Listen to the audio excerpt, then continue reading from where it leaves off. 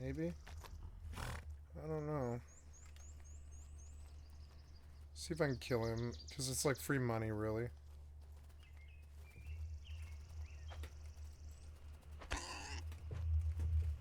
Ah, frames kind of dropped here. Yeah, the frames have dropped, like, really bad. They're at 27. Like, that's unacceptable. Yeah, like, kind of need you to, like, actually render and stuff, yeah.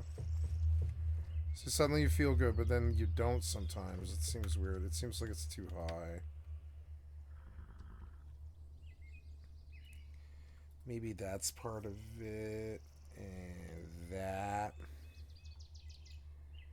And that. And that. And just take the pressure off almost entirely. There we go. Let's see if we can kill this bush pig.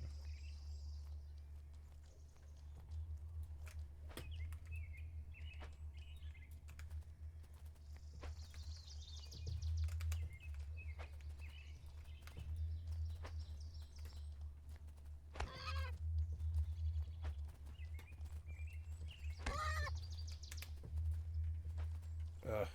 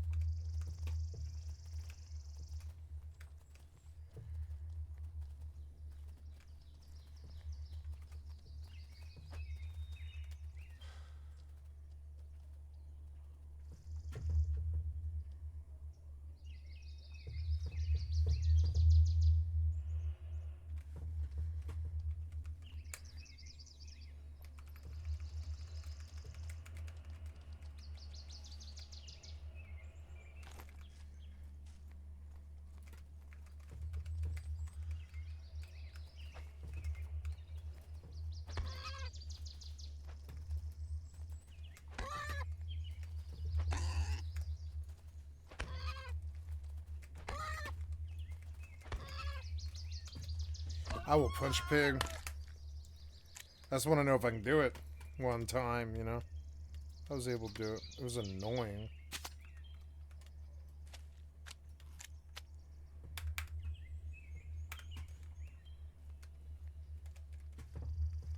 Here's some horsebush. Let's get that.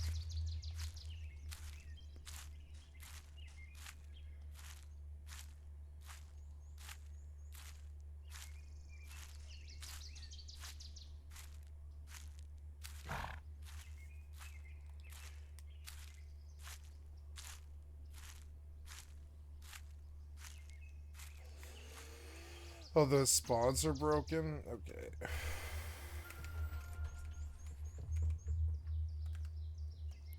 Oh, that was fast.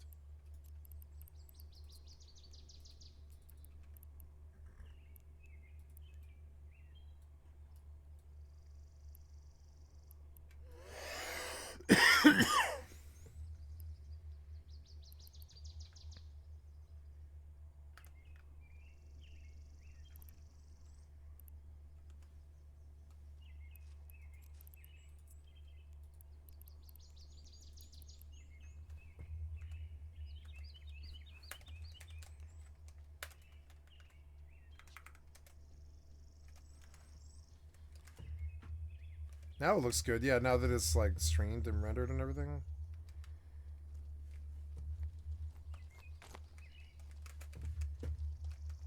Oh wait, no, I was picking on horsebush, yeah.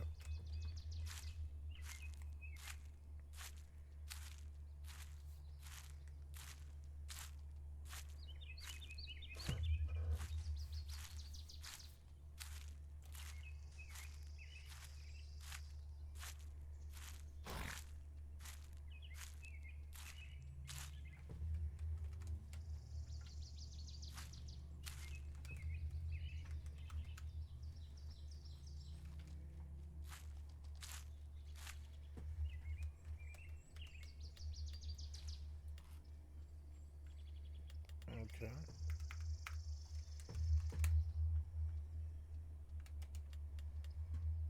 $105.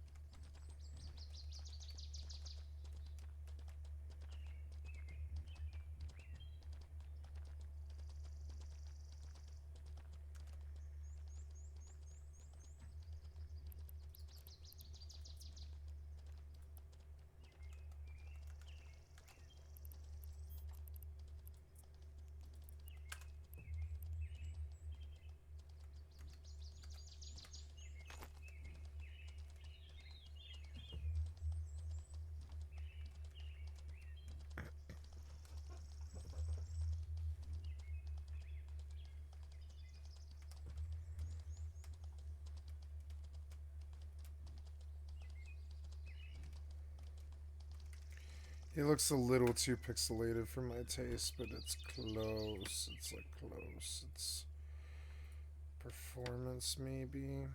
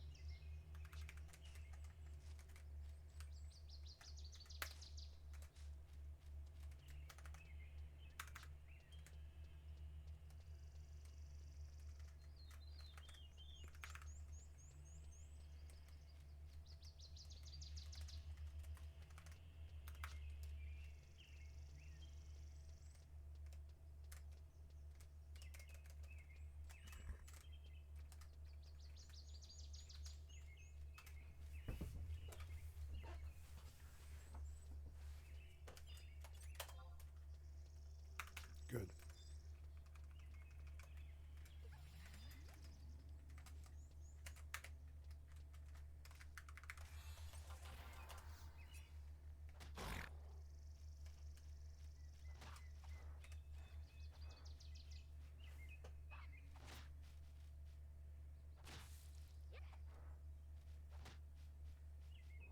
Your skill has increased.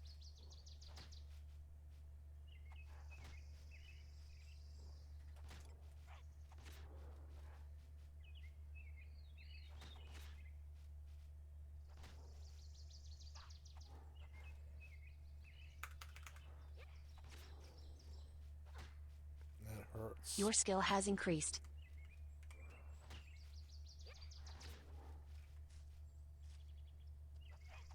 I just wanted to see how the zone was, but I'll take a death ride out of here. Yeah, give me the death ride out of here. It's fine. This is too far. I didn't know.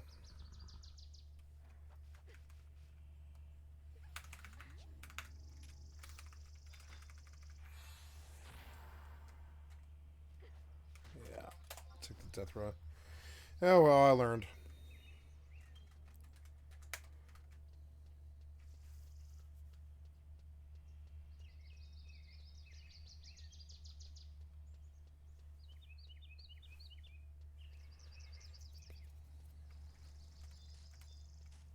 Oh, I am. Yeah, I'm full. Yeah, I'll sell at least the incidental singles like that sneak scroll and stuff, yeah. Well, I have some stacks of crystals and stuff in that extra kunai, and I just have some beastman seals, wind, and earth. That's good. I guess I'll switch out katanas entirely, and that'll help this a bit. Yeah, these katanas are far too low damage in terms of like what I need now. I suppose I could buy a chess piece. It might be a good idea. So right now I need to sell these kunais.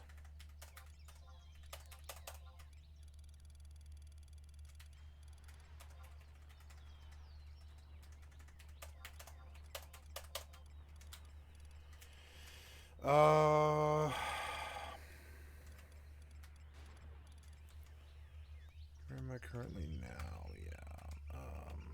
Let's split this stack in half and dump it.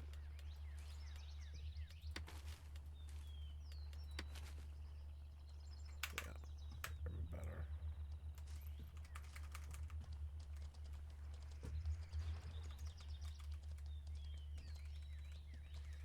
Yep, this is right around where the frame should be.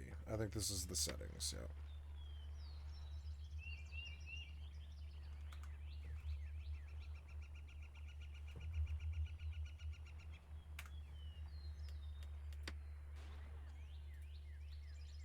Maybe I can bump it to balanced. Yeah, balanced would be probably about right. Yeah.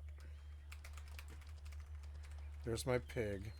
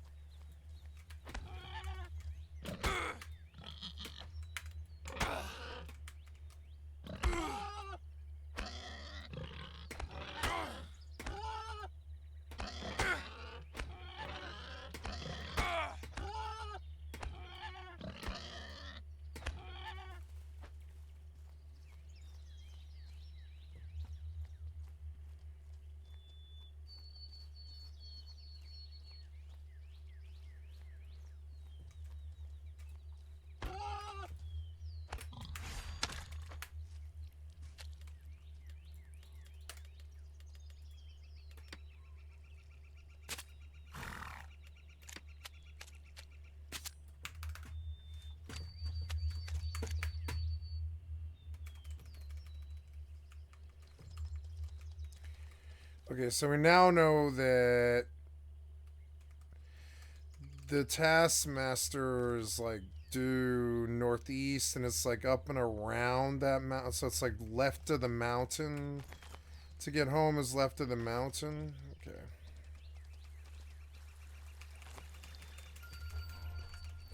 Ooh.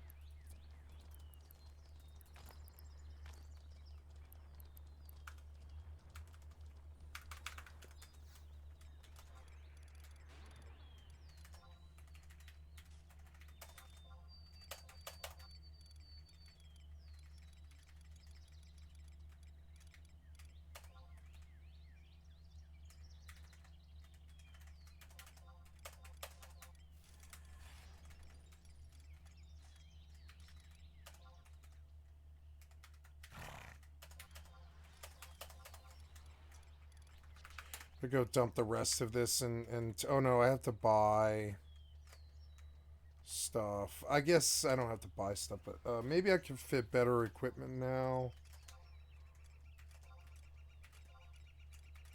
No. But I can buy better things, but I need to go dump stuff first. So.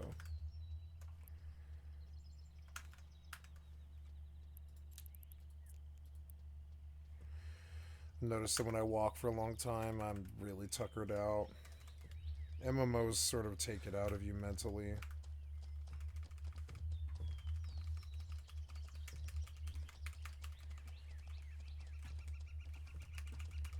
So I don't know. Like I guess I think I want to go around this way.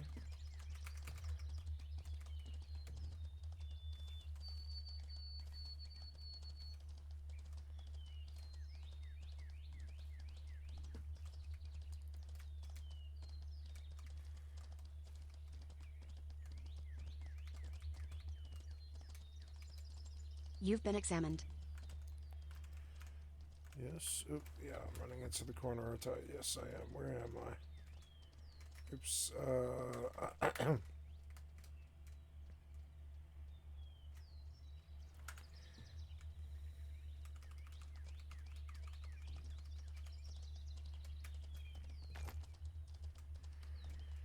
So if I follow this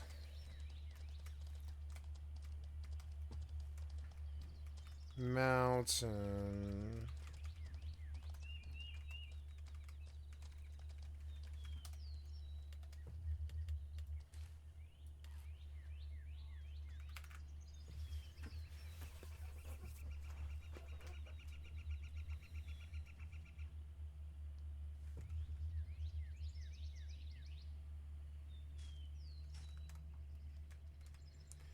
Okay, where am I now? Oh, yep, sweet. Okay, trying to, first thing I want to do is I want to put grain seeds, or any kind of seeds or anything at all. Grain seeds, yeah, grain seeds into, and maybe, I don't know, can you plant treant bulbs? It can grow with the proper nutrients into the mobile plant, the treant bulb, right? Do treant bulbs grow? I was looking, but I don't remember. Did treant globes despoiled, screws, the recipes using Quest Gourmet.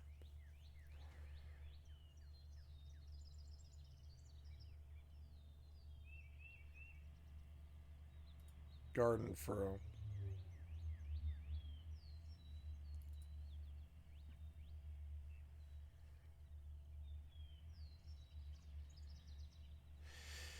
Yeah, I think saplings. Yeah, so I guess treant bulbs. Like, how many do I have in my storage? Like right now. So let's drop this stuff. I guess.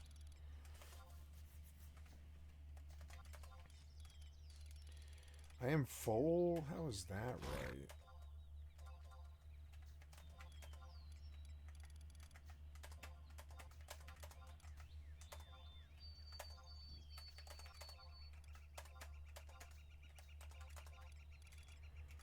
Nice stack of fire. I think I'm gonna sell the silent oil just because I don't want to store it.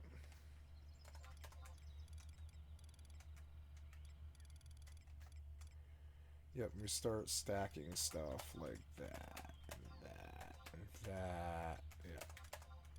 And honey, and bat wings, and copper ore and burdick can be sold. Wing crystals. So we're looking around for like single stuff, like yeah, like anything single or low that I can vendor that isn't of value really.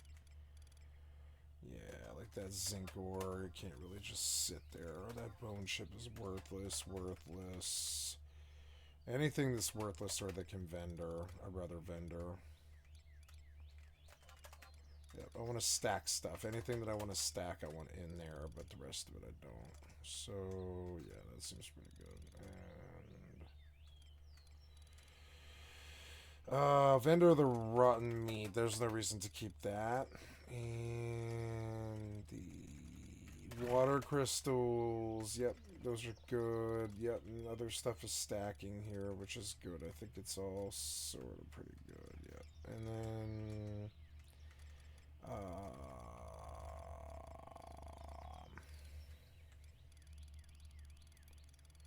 yeah, so let's go tend to some of that.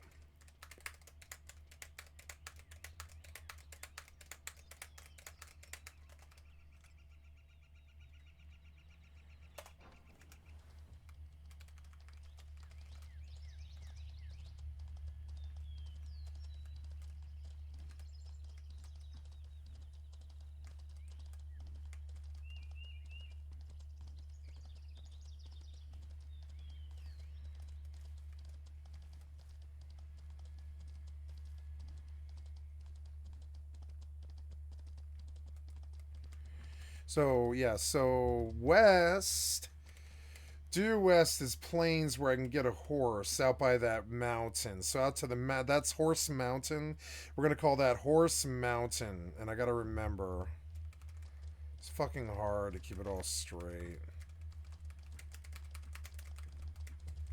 But we're coming up on a really roundabout way to the to Faburnum.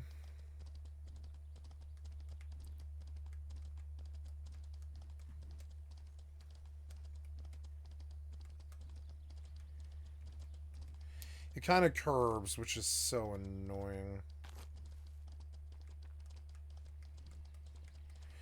But we're back in Faburnum, which is good, and I can turn in this pig quest. Yeah, I gotta visit the vendor, I guess, before I do anything else.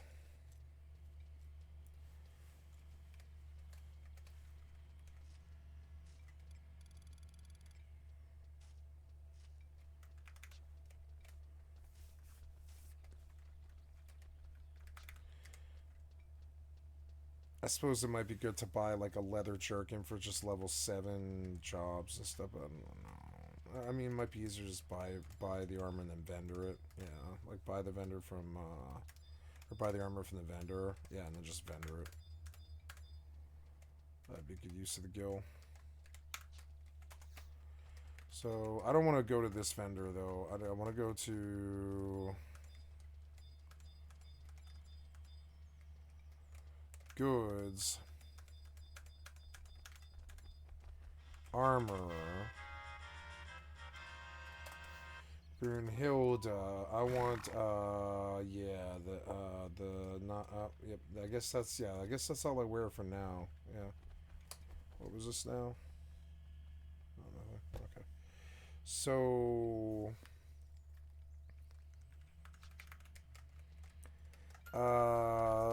okay. Ooh, more money.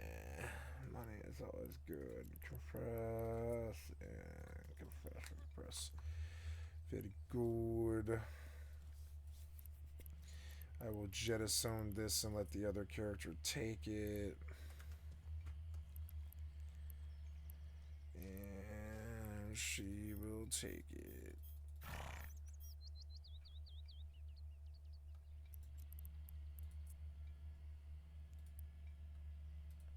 Not bad.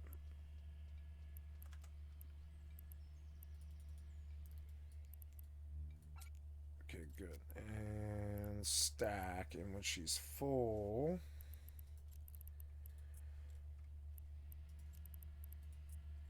oh, this moved for some reason. I don't know why.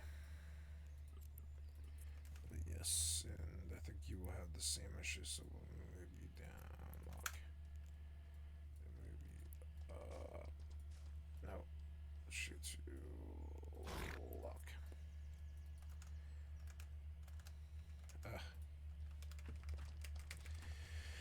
Okay, gotta go to a vendor and get all the money that I can get from this run, as well as the Taskmaster. Gotta go to the Taskmaster first and foremost. So the hunting Taskmaster is right there. Oops. Get out of my way. No, get out of my way. You're so annoying. Why did you place a horse here? You're so annoying. Get out of my way.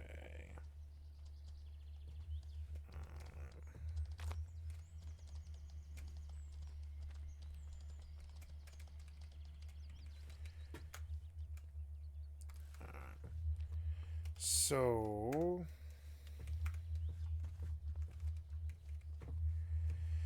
first thing I've got to do before I do anything else is put a saddle on the fucking horse, which means, yeah, like, ride the horse here. There we go.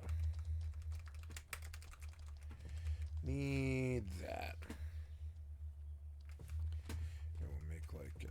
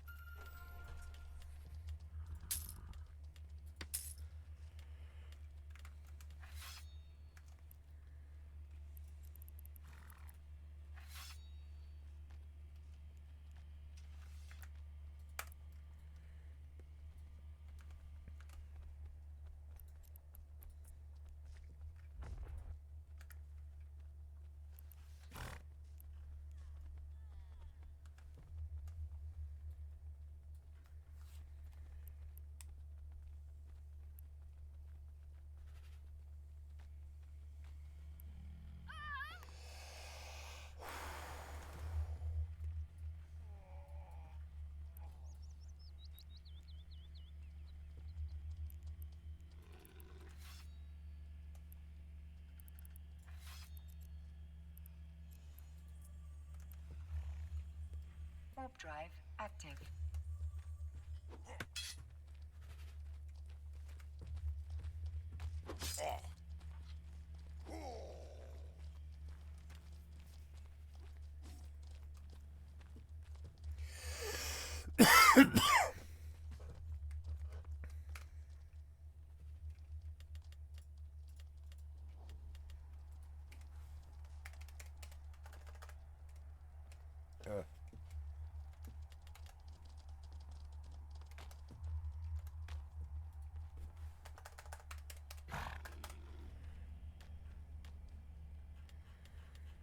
Fuck.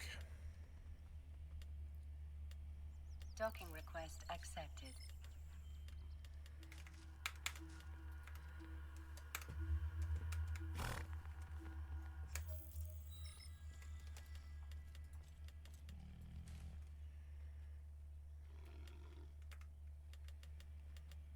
Annoying. Got my fucking torch taken again. But at least now I can, like, farm. You go to the Taskmaster.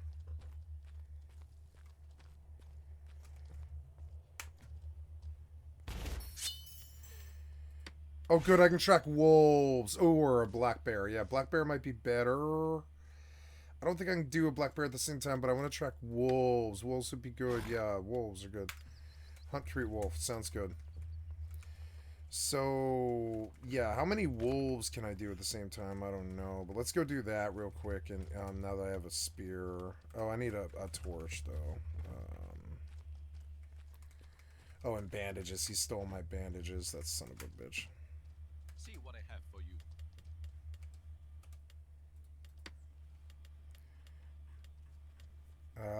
Yeah, I need, I don't know, like 82 bandages or something, yeah. Thank you. And, put that on one. Nice talking to you.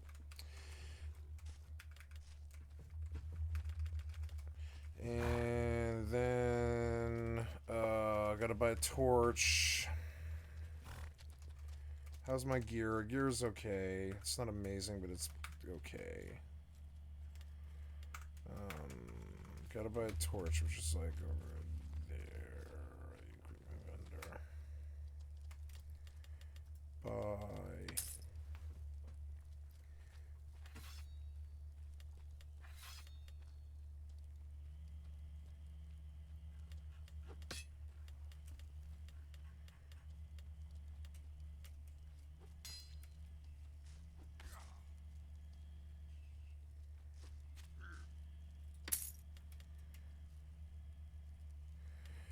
I could go AFK, grind, axe. Like, I could chop wood out there in the meadow. I kind of want to go out and just train another horse and take the saddle with me. And put this horse away. I think I probably will. And then I can out there, I can just go on about my business, yeah. But I kind of want to stable this horse so I can just draw another horse out when I want to leave.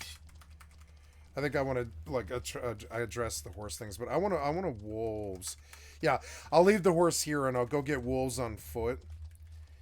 I'll get and I'll train wolves and I'll bring them back here, like 3 wolves maybe, if I can get that many. I'm not sure I can, but yeah. I forget where the. Yeah, this is it. This is it. So come over here and I wanna or no, maybe I can buy something. Let's see. Kind of doubt it, but let's see.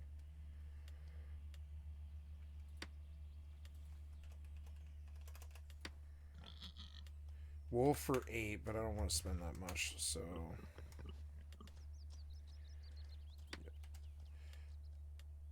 Yeah. Oh yeah.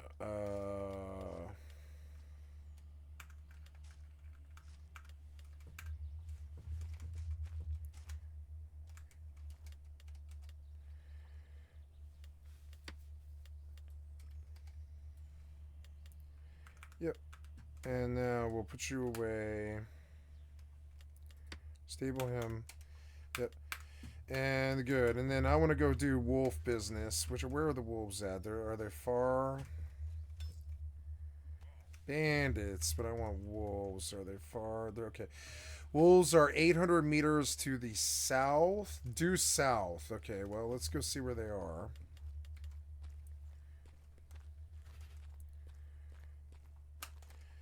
And we'll take a saddle with us and train a horse and get wolves. And that'll be fun.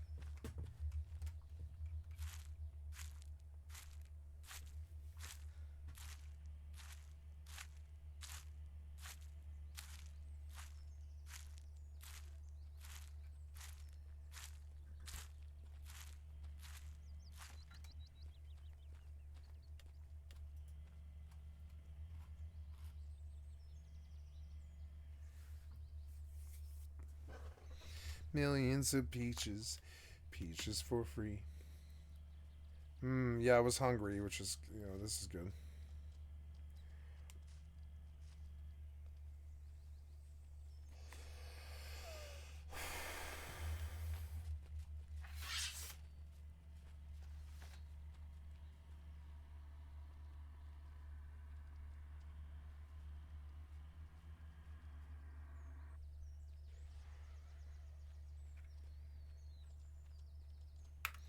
Okay, good. And, I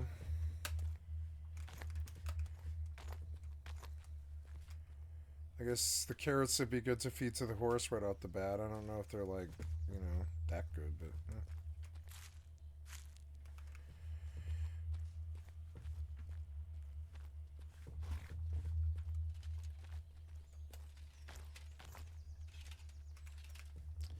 So, ooh, what's this? It's cool. It's like a, wow, a cool portal to the ether world. Can I take it? No. Okay. So we're gonna put all this stuff away except for the wolf brush. I want that. And, yeah, and that coin goes away. Okay. Let's go on about some Final Fantasy business. I'm gonna turn on the music here. So, I'm gonna vendor some stuff. Can't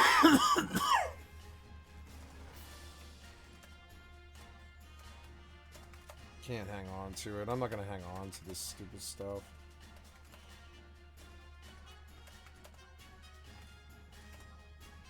I'll take the money, yeah. Just right off the bat. Yep. And get rid of all this stupid incidental stuff and sell all the stacks of the rest of this stuff. Okay.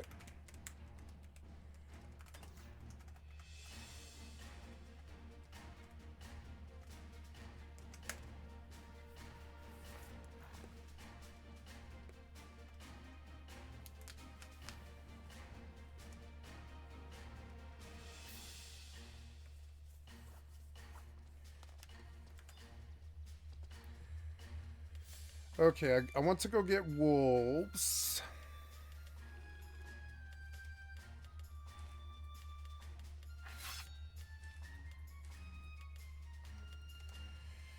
That fucker took those books that I got.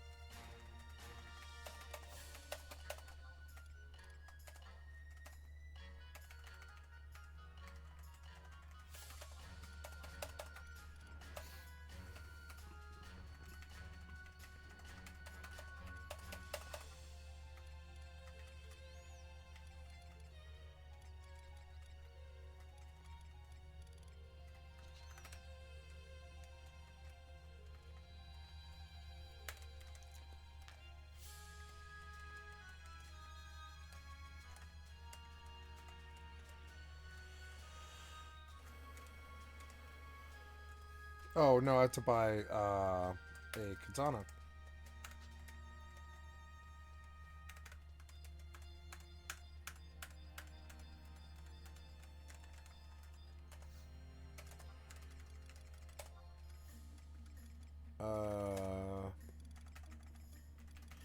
Wakizashi +1 is... Ooh, too expensive. 1,200. Try for 1,000. I didn't get it. 11. Got it. Nice. Bigger damage. Body. Oh, it's got a sort. How is that right? Sort by level. Oh, itchy.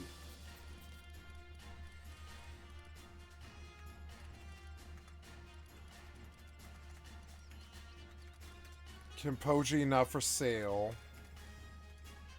There's the leather vest. It's probably cheap. Yeah, it's like 1,000. Bronze harness is like 4. This is 7. It is double the armor, but I mean, I don't know. I should be able to get a fucking Kimpoji or whatever.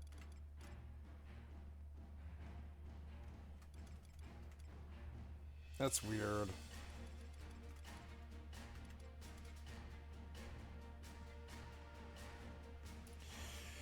Let's see if it's sold.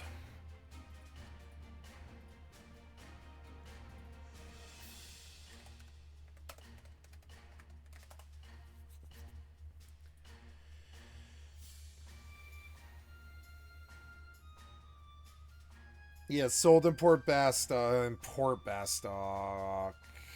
Yeah, but yeah, I don't want to go all the way to Port though.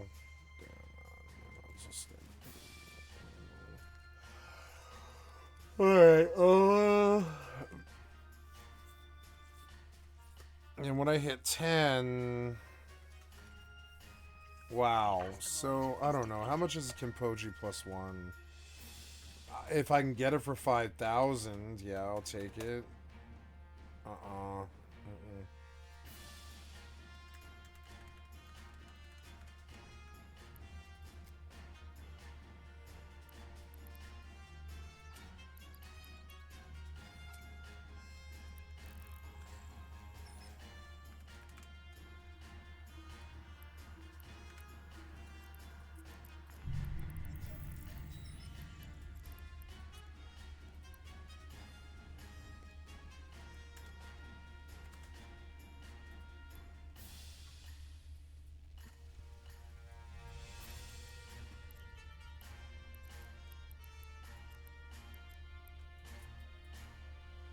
Warp drive active.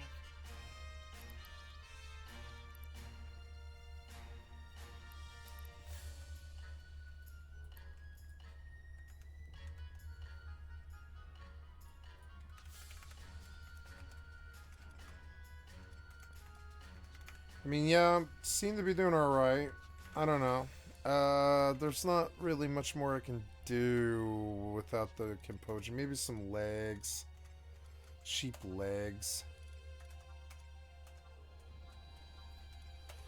I'd rather save the money until 13, honestly.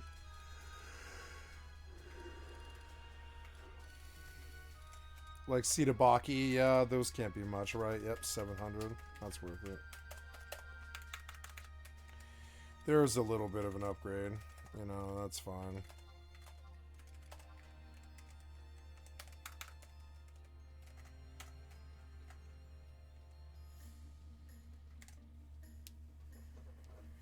Looking a little better.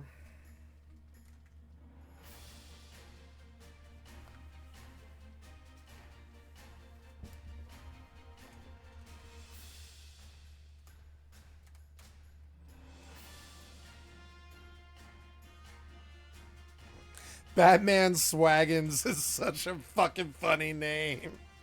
Batman Swaggins. Batman Swaggins is such a fucking funny name. Batman Swaggins. I can't fucking believe these boomers, man. Fucking funny.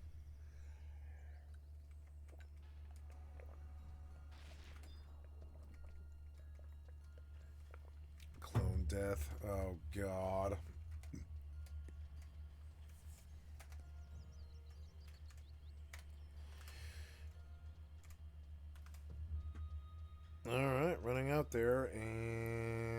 right there. We're just gonna try to get these going. Yep.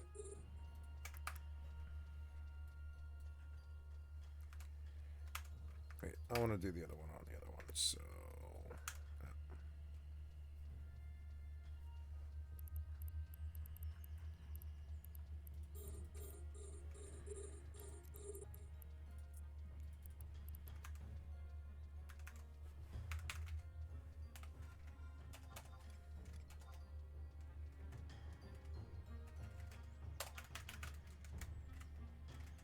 Oh, I was gonna go to a different place actually. Shit. I totally spaced this, but I kind of want to go south around Vomp Hill. I should, you know what I should do? Yeah, is go up on Vomp Hill is what I should do.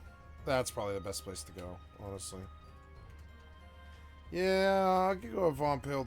Like, I went the wrong way, kind of. It's okay. I'll go back up over here. Isn't this where the entrance is? I'm fairly sure. Yeah.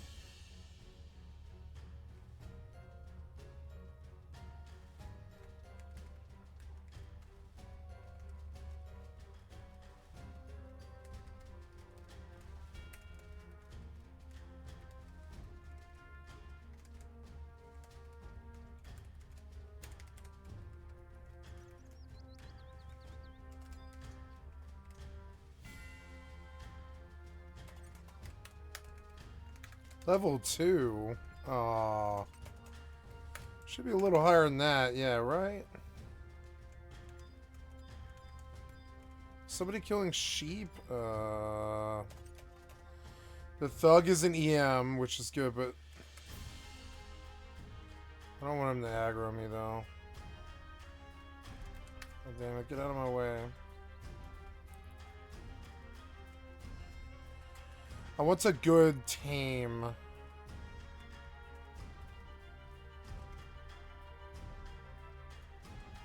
I want to try higher for that.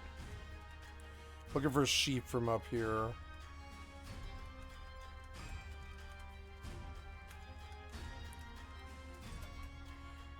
Yep, perfect. Works for me. EP, level 2, whatever. Sheep will probably make like pretty good work of most of this stuff, I would say.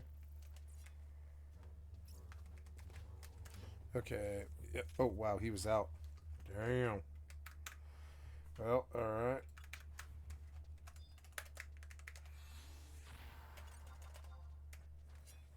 Out. Goddamn worm. Ah. Kill, my pretty kill.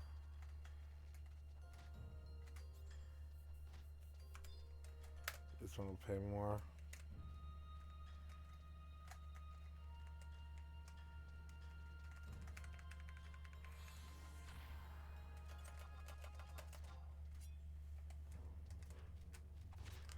Wow, sheep ate thug really fast. We can just go in a big circle and clear this whole area.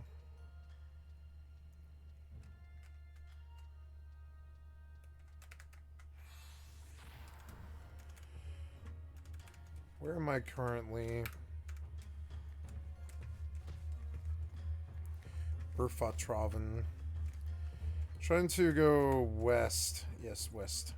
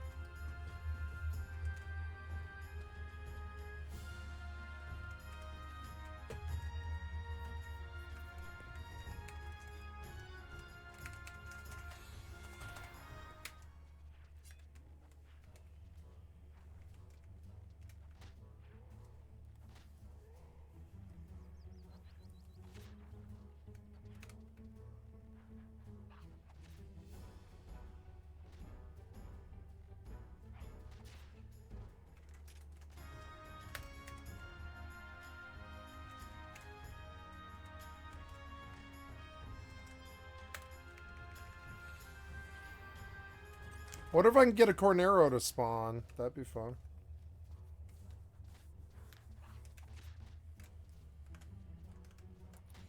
Samurai BST would be really fun.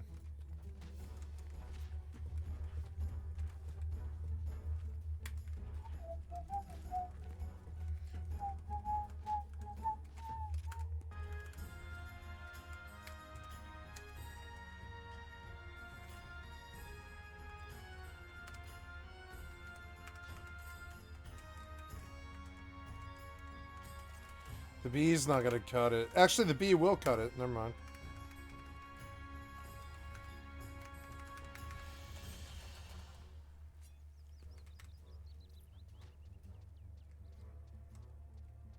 Your skill has increased. I'm glad it paralyzed the B and not me.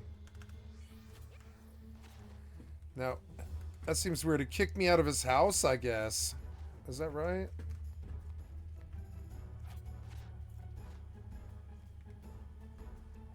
Your skill has I increased. could gank this guy right here.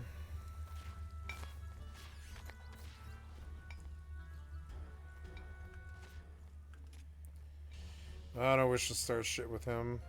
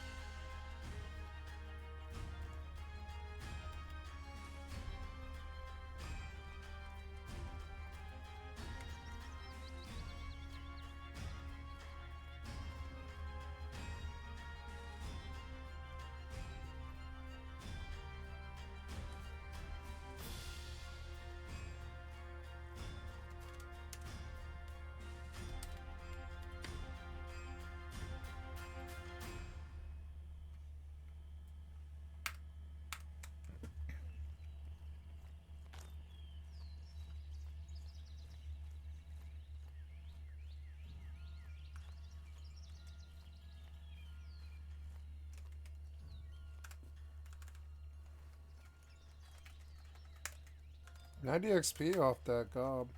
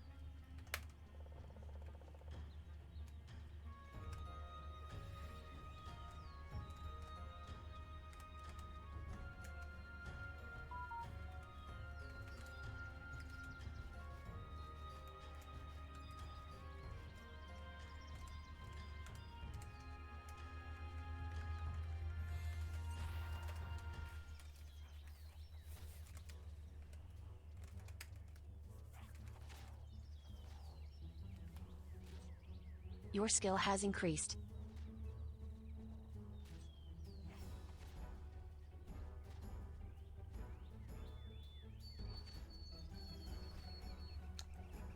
Your skill has increased.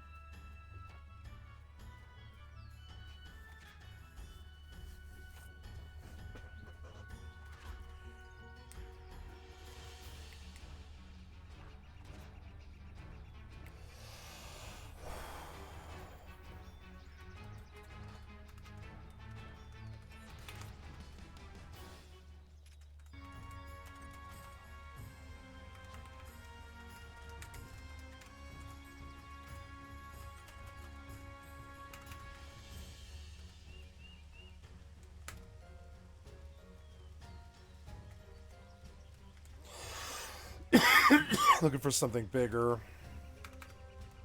There, like that. Oh, look, it's Canero. Oh, it's Carnero. I want him. I want him. Yes. Kill, my pretty kill.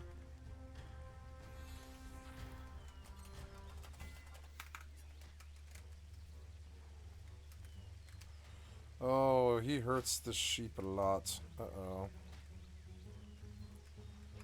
Uh-oh. I don't know. Maybe this was a mistake. Your skill has increased. Might die.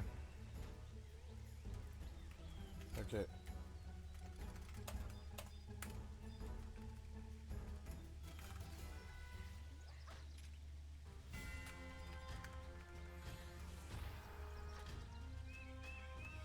He hurts me very bad. Very bad.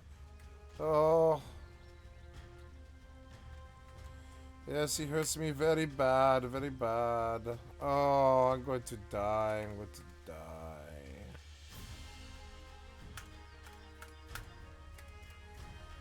Maybe I can charm the dog. I don't know if you can charm dogs.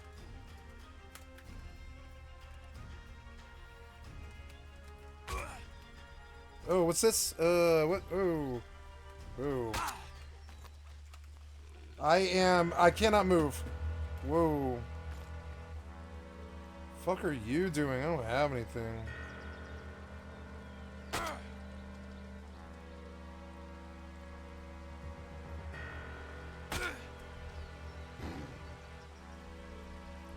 Gotta take my spot,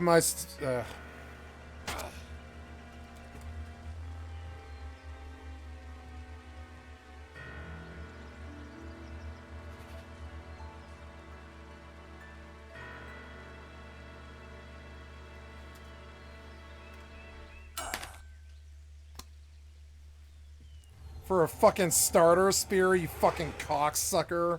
Fucking so stupid.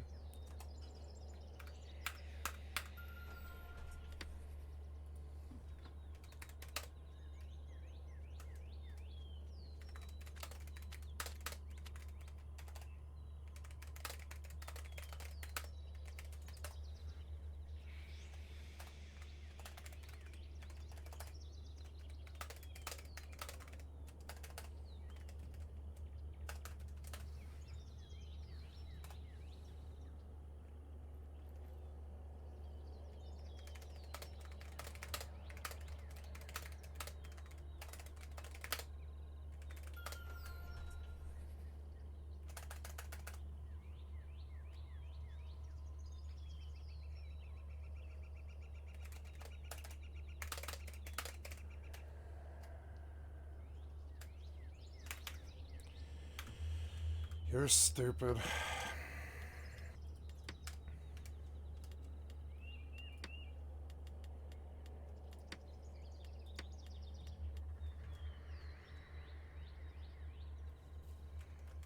You're fucking stupid.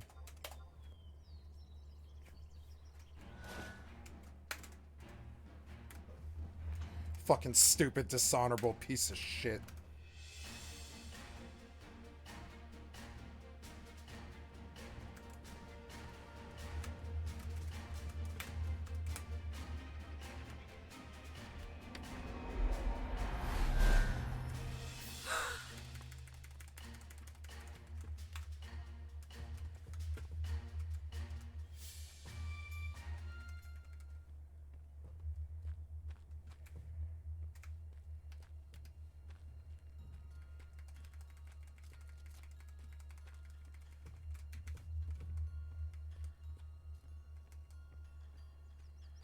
Stupid, toxic piece of shit. Making the game worse just by being there with this stinky ass fucking losing cocksucker ass fucking life. Dishonorable piece of shit. As long as honor isn't involved, right? You dishonorable pieces of shit. Stand around, do nothing, make sure everything's dishonorable.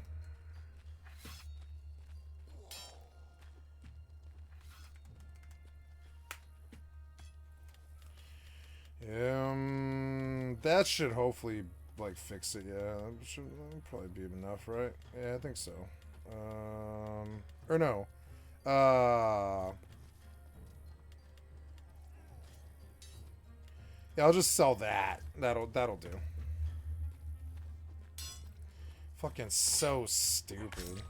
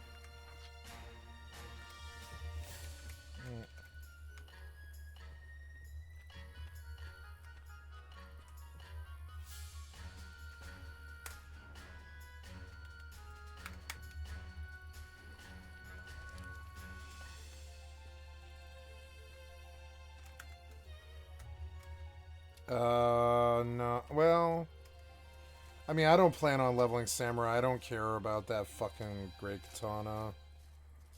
I really don't. But Vomp Hill was good. It was good XP. Lots of mobs up there in a very circular mobby, mob fashion. Man, the stupid, toxic, dishonorable pieces of shit infesting the fucking non-consensual games are fucking damaging the community so fucking bad now. I hope they all get kicked off the games, frankly. It's disgusting. What happened to, like, good sportsmanship and honor? And, like, being a good person, you know? It's like they start playing the non-consensual so they can, like, wallow in the crapulence of their shitty, dark souls or whatever. And I've never understood that side of the RP. You don't have to be a fucking shithead. Nobody said you needed to. Like, you don't have to be a fucking stupid cocksucker and rob somebody for their fucking spear and take a fucking, like, an entire fucking reputation point loss for a starter spear, like the born loser that you are, you know? And you make these games fucking worthless. That's why none of them can get more than 100,000 anymore. None of them can keep more than 100,000 population anymore. And it's all the same shitheads. Fucking spaghetti head fucking shitheads.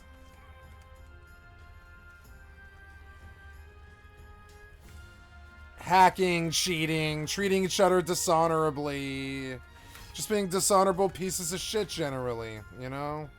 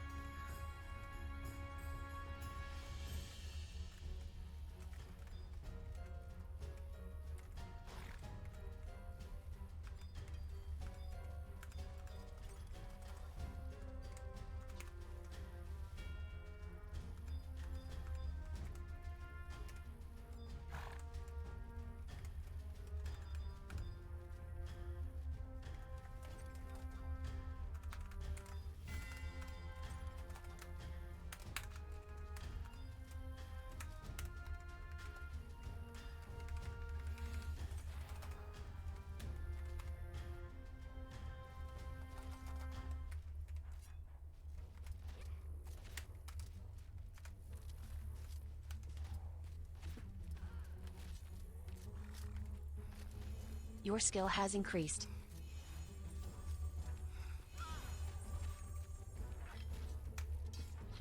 See what I have for you. Please, come again.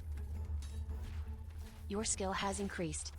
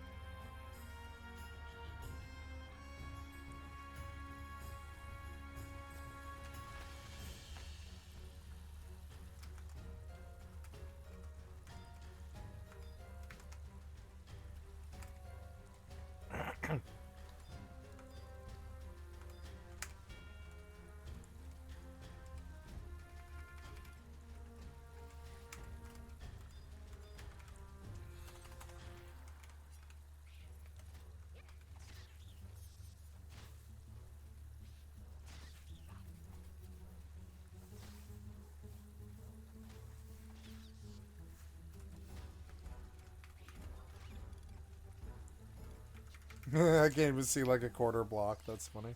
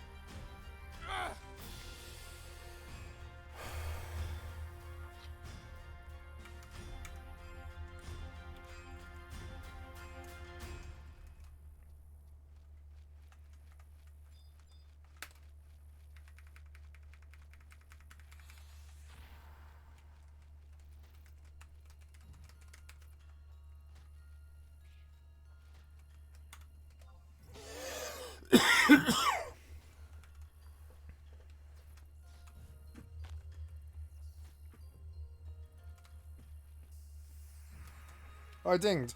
Yay.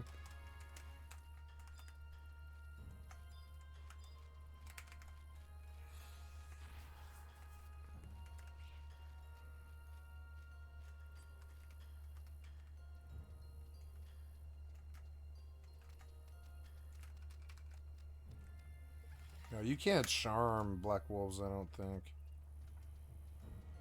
Could die again here. That's alright.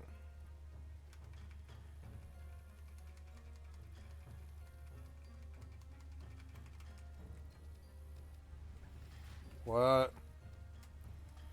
The Hornet didn't even charm. The like, it just stole the charm from me for some reason. It's like he's not real. What? I've never seen that before. But it's me, so it doesn't surprise me.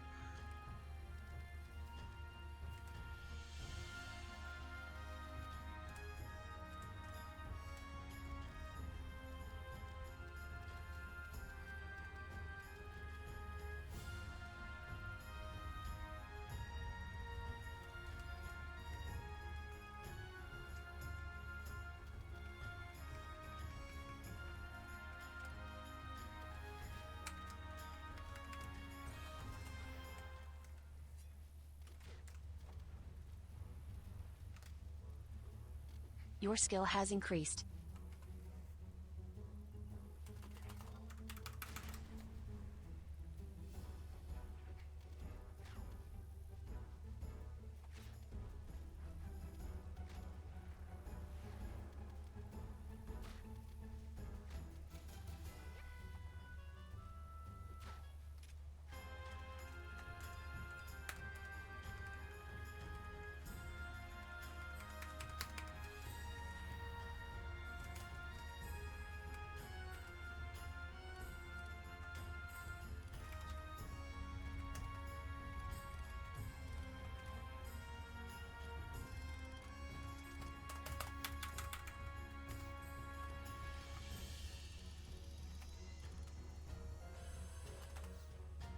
I have Tonkoichi now. I'll have to buy some Shirire-ran. Your skill has increased. Forget the name of it.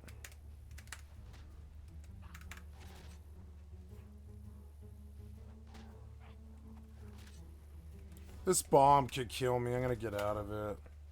In case he like doesn't bomb crit me. Yep.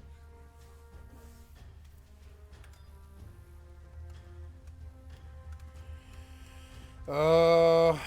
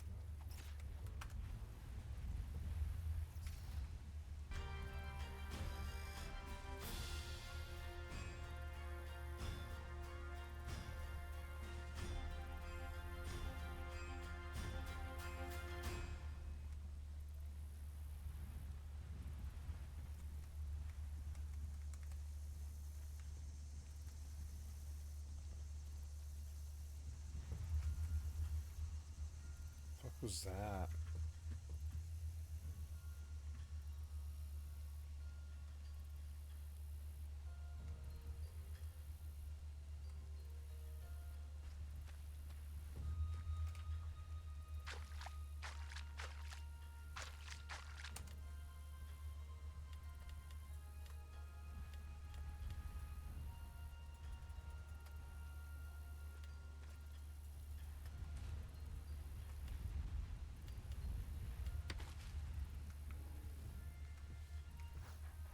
Nope.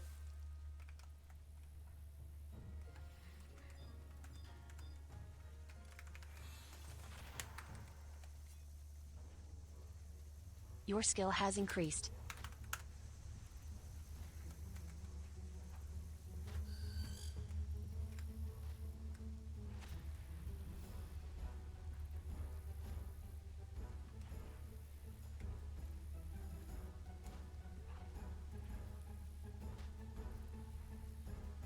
Your skill has increased.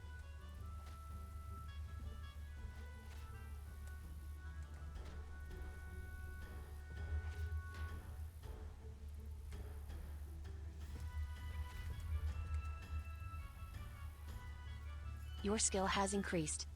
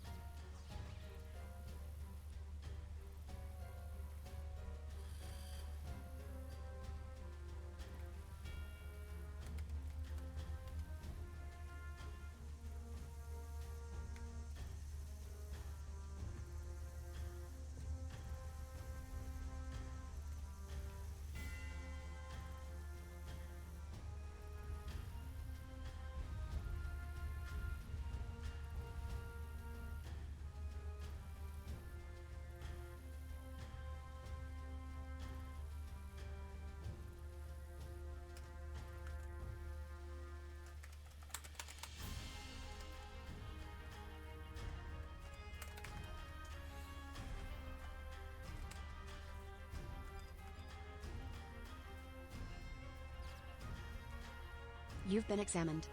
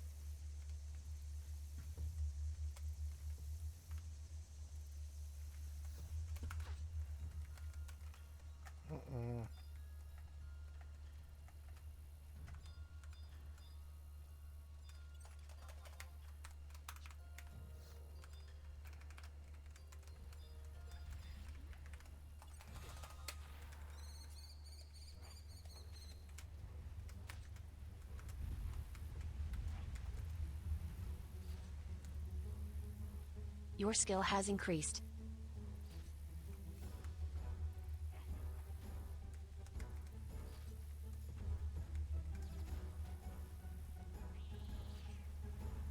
Your skill has increased.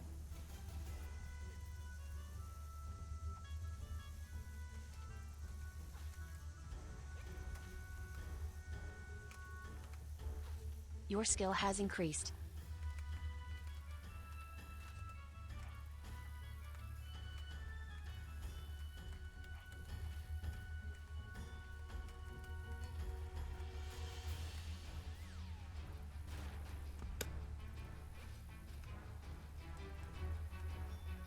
Your skill has increased.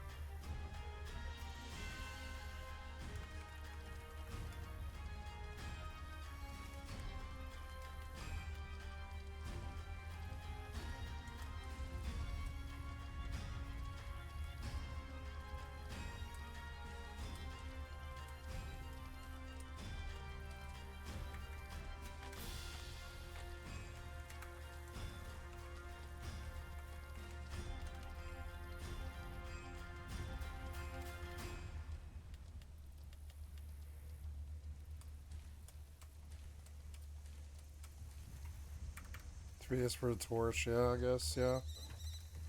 Or no, 3 won't be for a torch ever, because torch is always on the... Yeah, see, it is like that. Yeah, that is good. Yeah. Oh.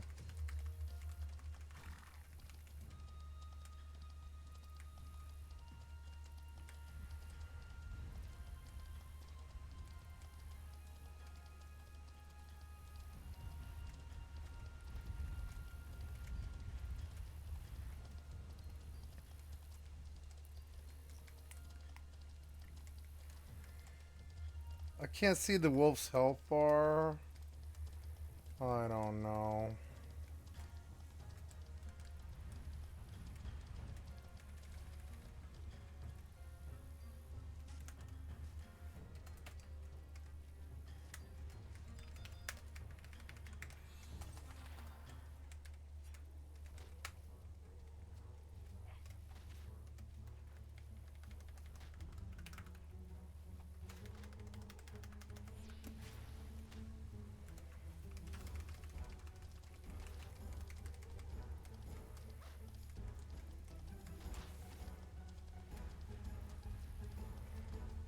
Your skill has increased.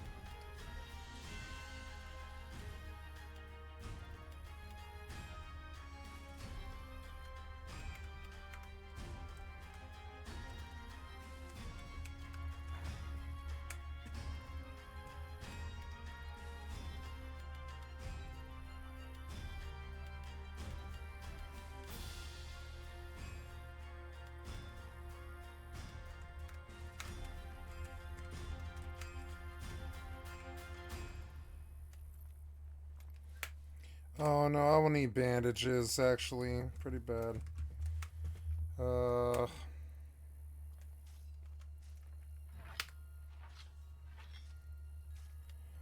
Bandages, but I don't think I have any extra, so we'll just borrow some silver and go buy some real quick.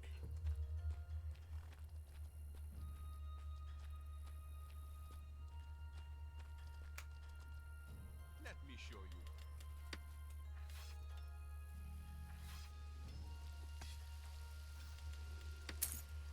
Oh.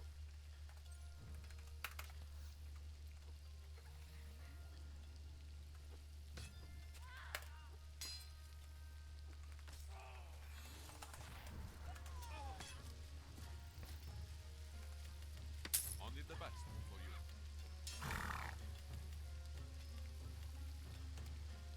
Please, come again.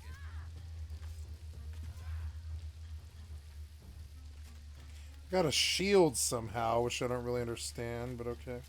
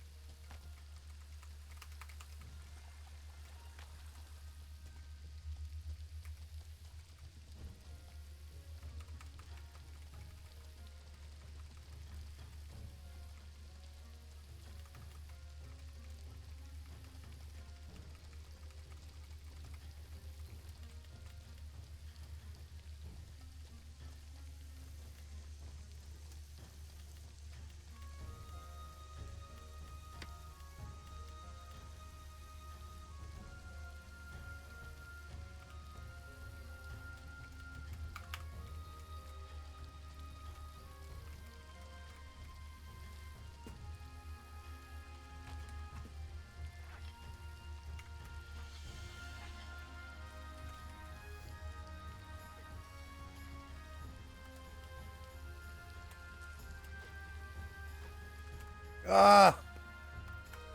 Ah! Oh god.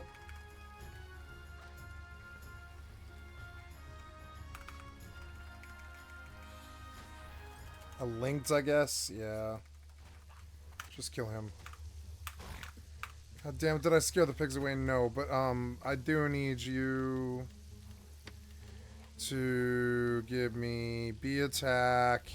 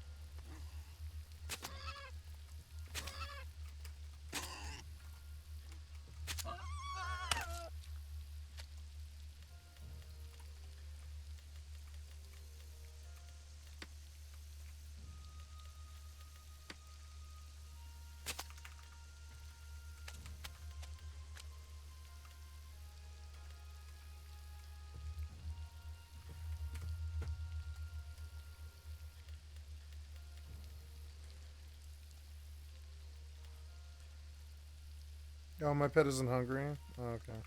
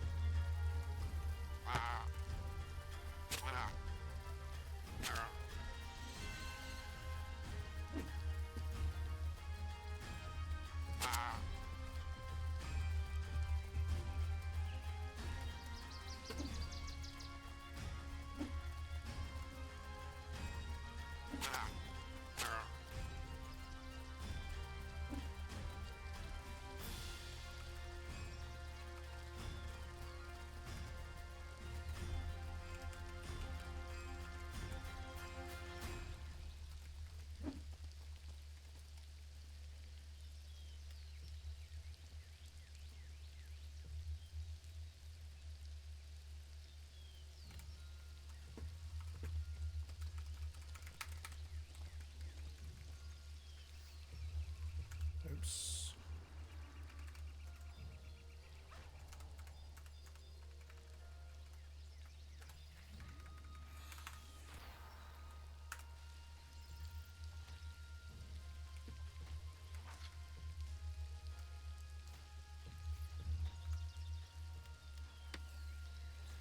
No, see, even then, the frames still aren't that good.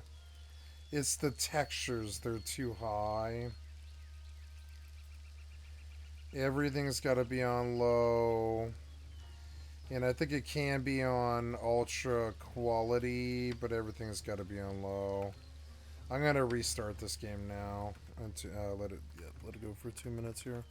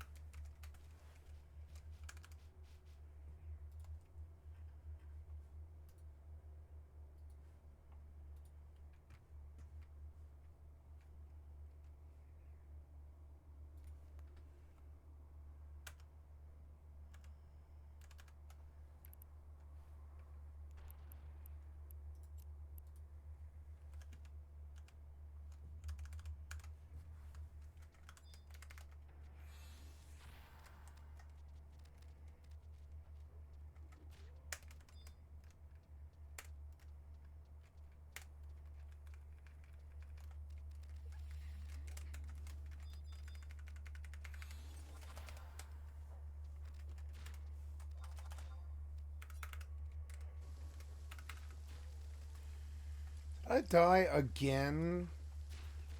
I did when I pulled the Cornero and I lost another goddamn, that's annoying, whatever.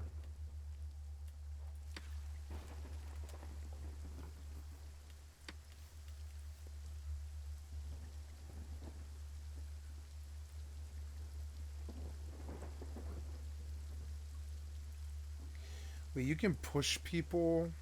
I didn't know you could do that.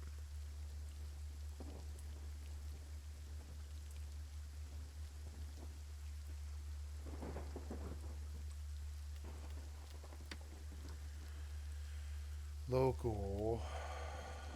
Whisper, yell, guild, skill, combat in the game channel server.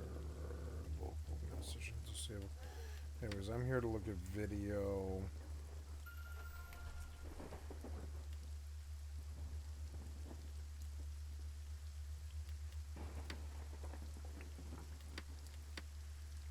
Anyways, log in.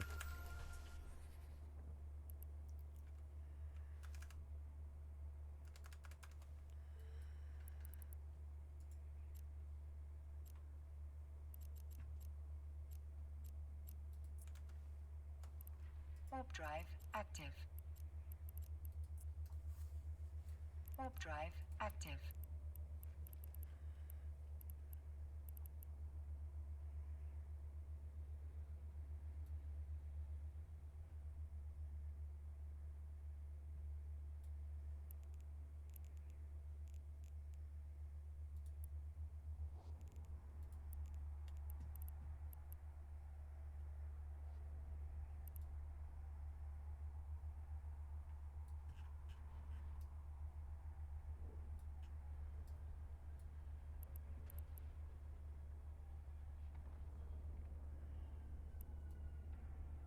Docking request accepted.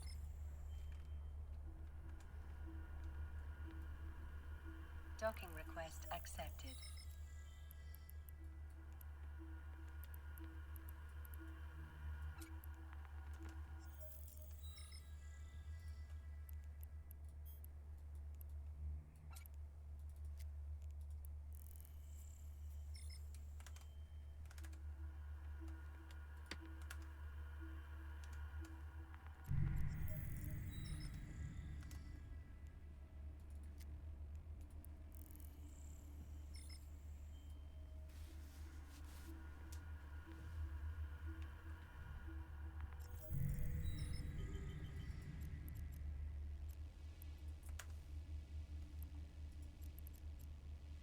Warp drive active. Warp drive active.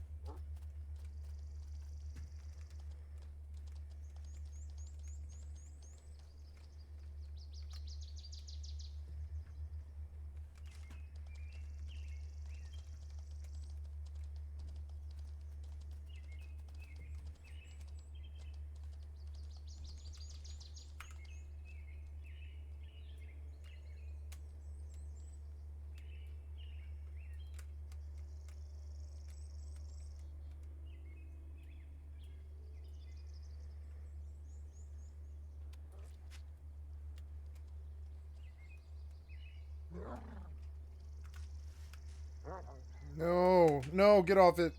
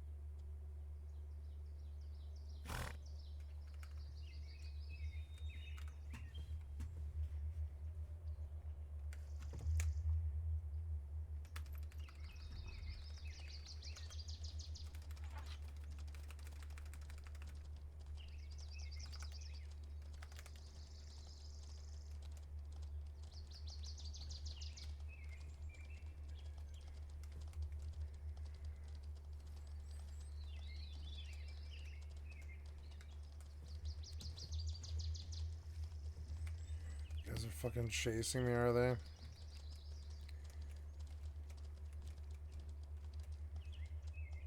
Here's my horse.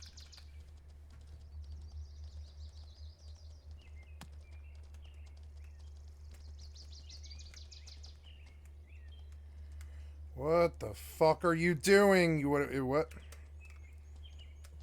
Ugh.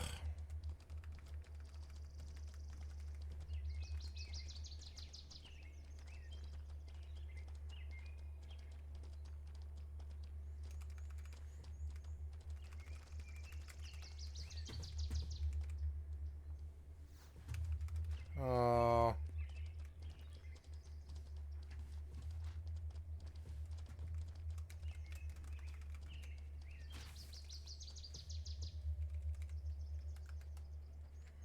Ugh.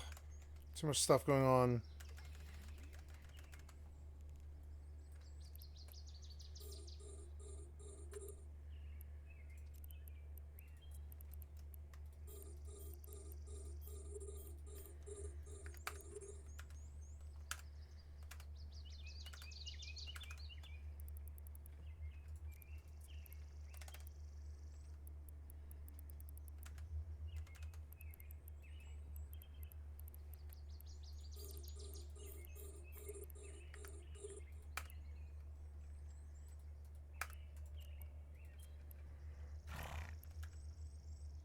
Well, at least I lived.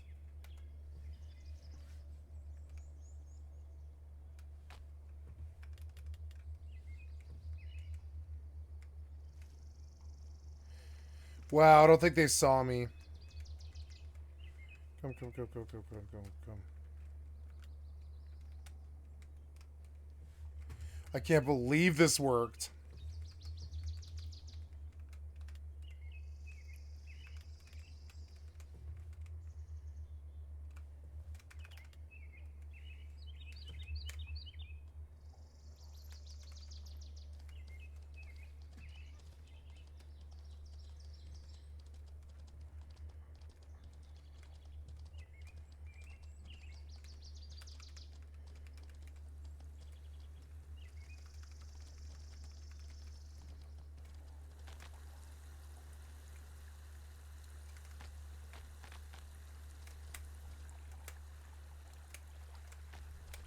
Yep. Good.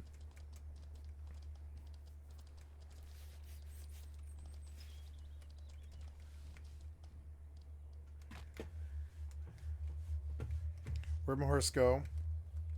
Great.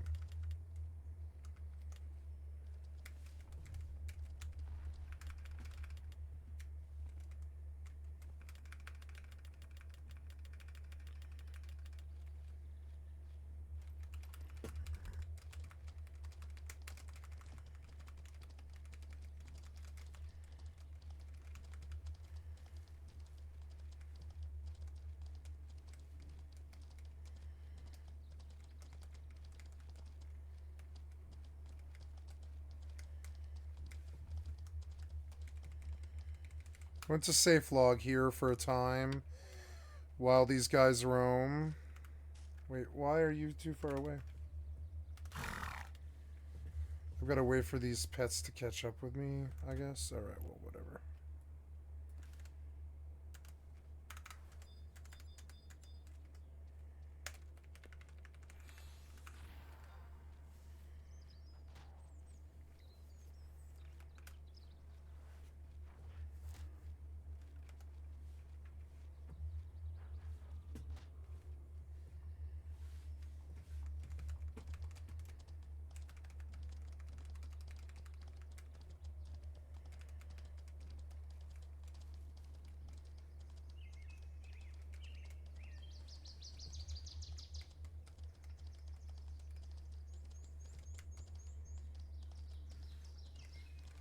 This is a bad idea and I went back down again.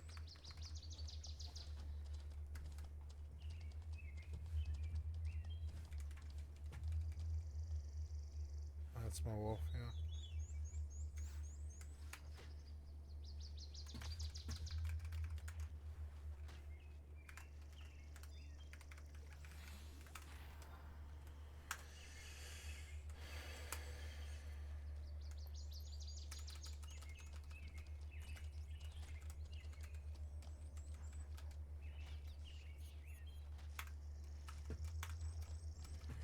I think this has been a good a session, but I now let's see what are we at here? We're at yeah, we're at 8.5 hours on the record and 10.5 hours on the session. I'm gonna switch over to Fortnite now, and I could log here safe, I suppose. But I will go. I mean, I don't have to go back to town in this game. I don't. There's no rested or anything at all. So let's just log. Let's just safe log right here. Yeah. Yeah, we'll just safe log right here.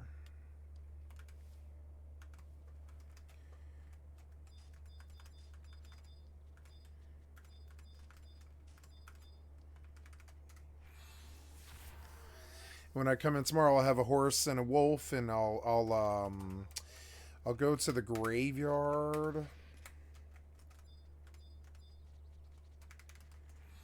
And I'll farm heads, I guess.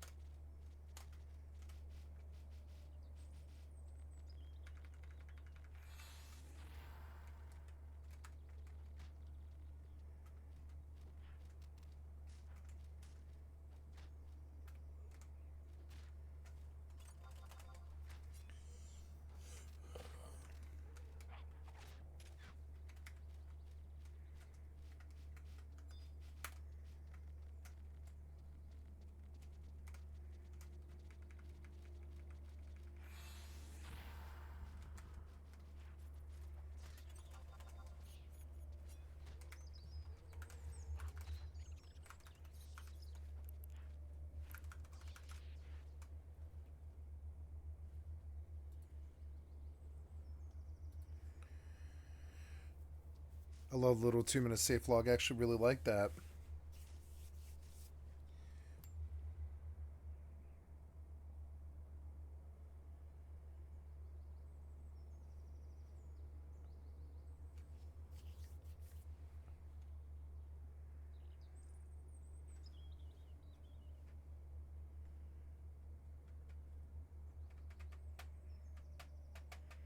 Oh yeah, we never finished our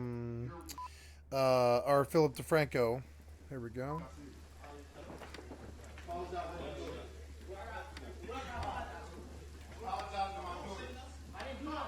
With him apparently even threatening to get physical at one point. And it takes more than a full minute before another adult gets involved, with someone putting their hand on the father's back, trying to escort him out, but then he turns his attention to a second student. And it's unclear exactly what he did, but police allege that he grabbed the kid by the arm. And so with that, he walked out and left the building before anyone ever called security. Though now he's been charged with simple assault, making terroristic threats, trespassing, and disorderly conduct. But after that video got out, people had some very mixed reactions. For some, hailing the dad as a BAMF who's defending his daughter, though then others criticizing him for threatening a child and not going through the school administration first. And then also you just had a bunch of people more concerned about the fact that he was able to just march into the classroom in the first place, or people pointing out that he or someone else, they could have easily brought a gun there. Which also, on that note, we're now finding out that for whatever reason the school's resource officer just wasn't at the building that day. But with all that, I gotta ask, which camp do you land in? Do you see this father as a hero, as a villain, as something in between? Let me know what you're thinking and why. And then we need to talk about something very, very serious. On this Mother's Day, Your we skill call has your attention increased. to a very sobering fact. It's a bit sobering. Two new disturbing reports. High Sobering. maternal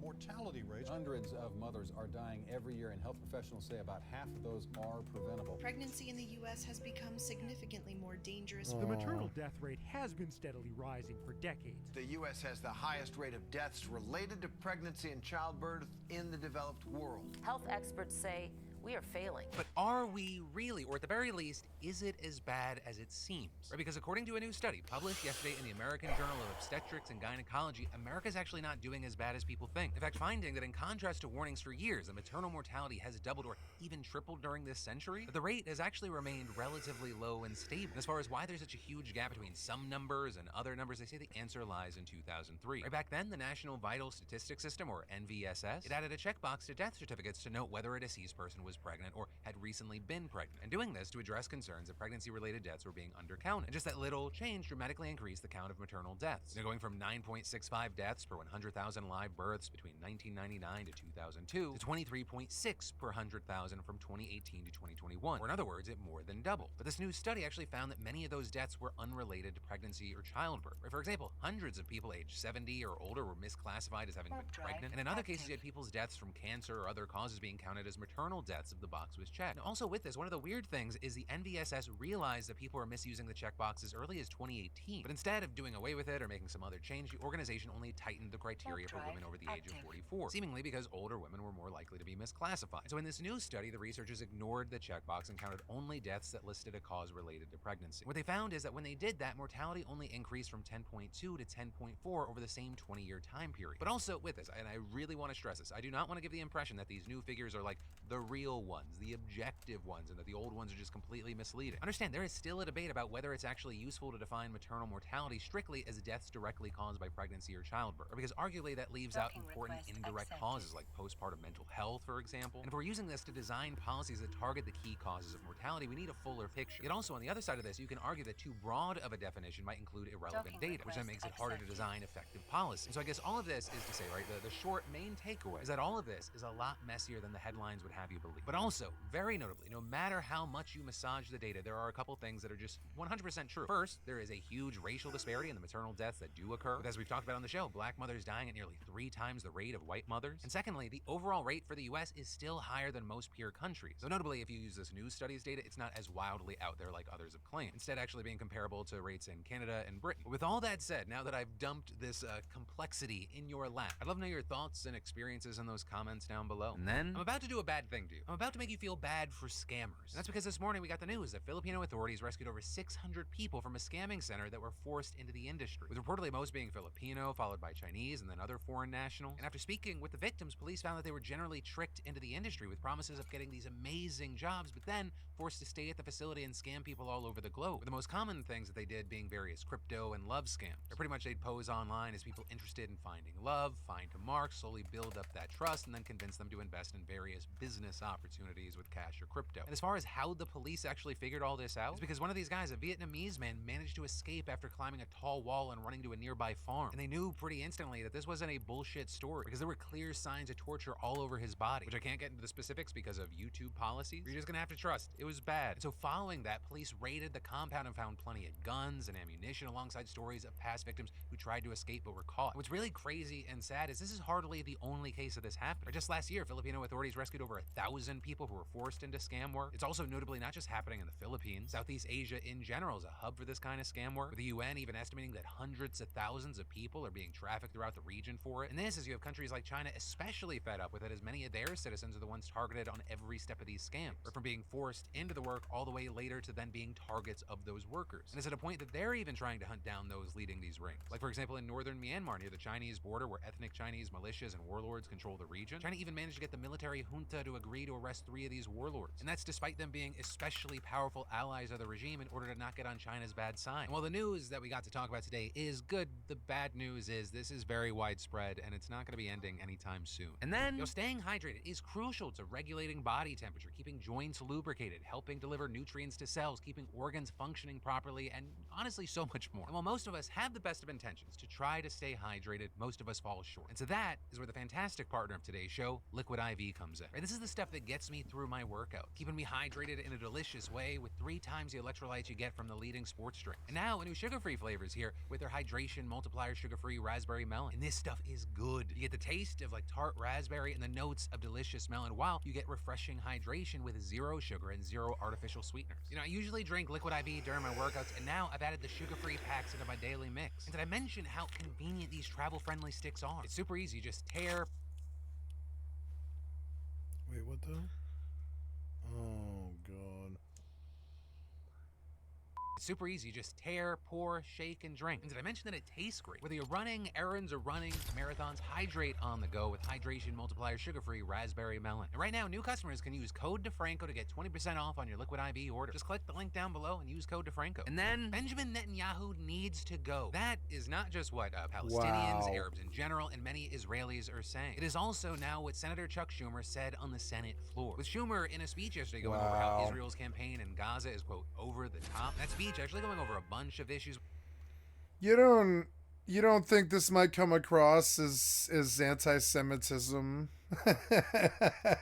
in this cancel culture fucking climate? I'm just saying. With the conflict and what should be done, such as pushing for a two-state solution to the conflict, saying that it's the only way to guarantee peace. But the headline and attention-grabbing part was this. The fourth major obstacle to peace is Israeli Prime Minister Benjamin Netanyahu.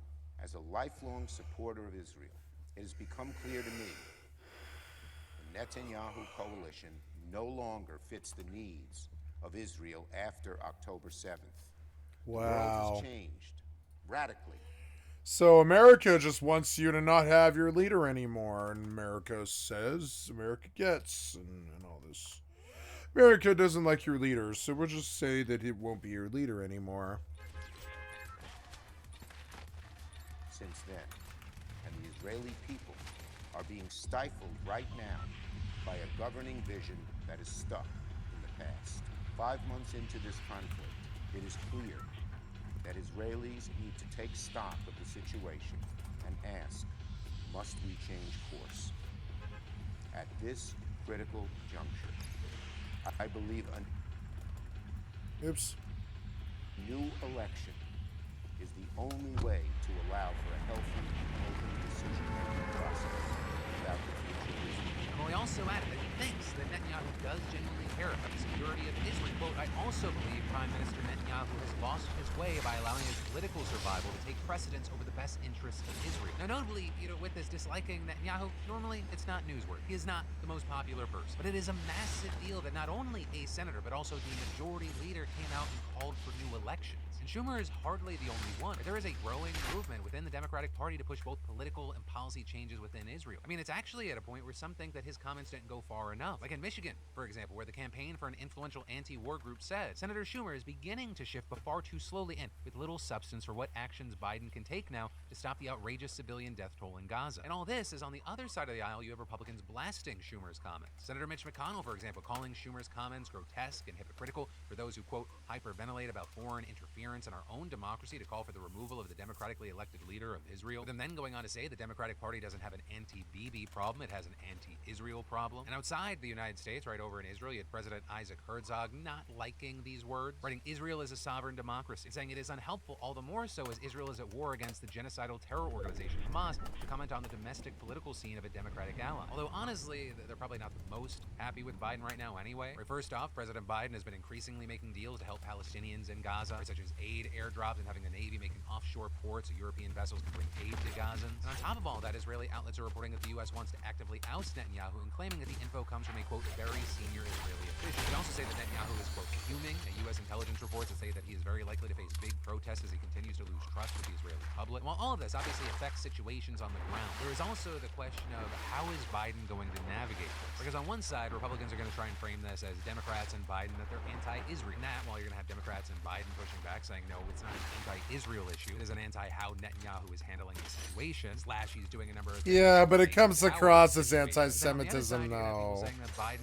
I'm sorry, but it does, and it makes us look bad. As always, you have to be careful here. We have to wait and see how history plays out. And in the meantime, if you have any I know that if you attack Netanyahu, it looks and then, should drug dealers be anti-Semitic. charged with murder and fentanyl overdose? That is both a question, because you got to and remember, something that's being debated in California right now, where we've seen an increasing number of prosecutors pursuing this path. In fact, district attorneys in multiple I'm counties. trying to get the video to pause for a second. You got to remember, if you try to oust the Jewish leader, you got to remember that comes across as anti-Semitism, and in the future we might be in a world war with a lot of these countries, and how we treated them here is, I mean, this is of course obvious, but I mean, like, now how we view it is, though, it's not anti-Semitism and it's an anti-Netanyahu thing. But how Netanyahu might view it as anti-Semitism, that might come up later. That might come up later, you know? It doesn't matter what we say it is. It might come up later that Netanyahu himself viewed it as essentially racist and anti-Semitist. It is so you have to be so careful with this. And the Republicans aren't saying it because of that. The Republicans are saying be fucking careful. I think so. It's I don't know what America can do about foreign leaders. I mean, short of going to war with them, what can we do about a foreign leader? I mean, we can try and sway things and try to change things, but we can't. We can't even really. I'm not sure it's really our business to even say anything, really. I don't really understand what happened here.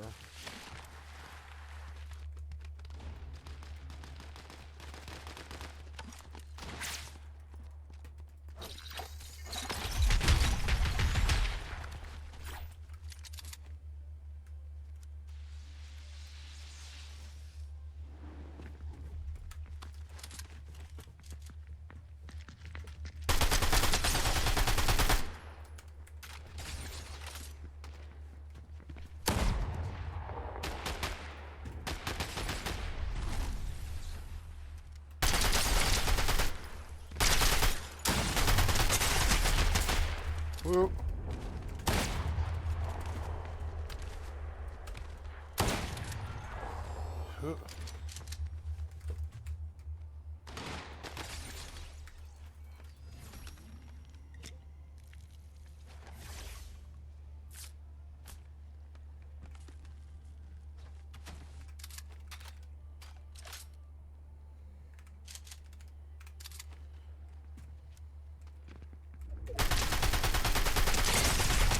What?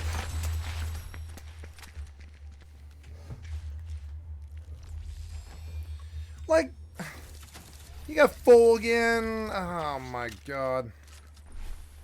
Whatever. Move towards this strategy. This including Sacramento, Fresno, San Joaquin, San Bernardino, San Diego, Placer, and Riverside. While most of these counties cover more conservative or purple areas of the city, we've recently seen ultra-liberal San Francisco taking similar steps, with the DA, mayor, and police officials forming a task force that'll investigate opioid deaths and drug dealing as possible homicide cases. But really, right now, Riverside County, which is known for its aggressive crime prosecution, is really leading the charge here. Since 2021, the county's DA, Mike Hestrin, has charged 34 suspected fentanyl suppliers with murder. Very notably, last year, he successfully prosecuted a landmark case where, for the first time ever in California, a jury convicted a man of second-degree murder for the fentanyl-related death of a 26-year-old woman. Also notable, that wasn't the first fentanyl murder conviction in the state. That came out of Placer County back in July for the overdose death of a 15-year-old girl. But that Riverside case specifically is still super significant because it's the first time that a jury was successfully convinced that the person who supplied the fentanyl knew that it was deadly and still provided it anyway. And in that case, prosecutors argued that the defendant, Vincent David Romero, he split a pill that he knew contained fentanyl with 26-year-old Kelsey King, who overdosed and died. Although with that, Romero's conviction is currently being appealed. Right, and with all this, as places like the New York Times explain, many of the fentanyl cases that have been prosecuted in California involved people who thought they were buying pain pills like oxycodone or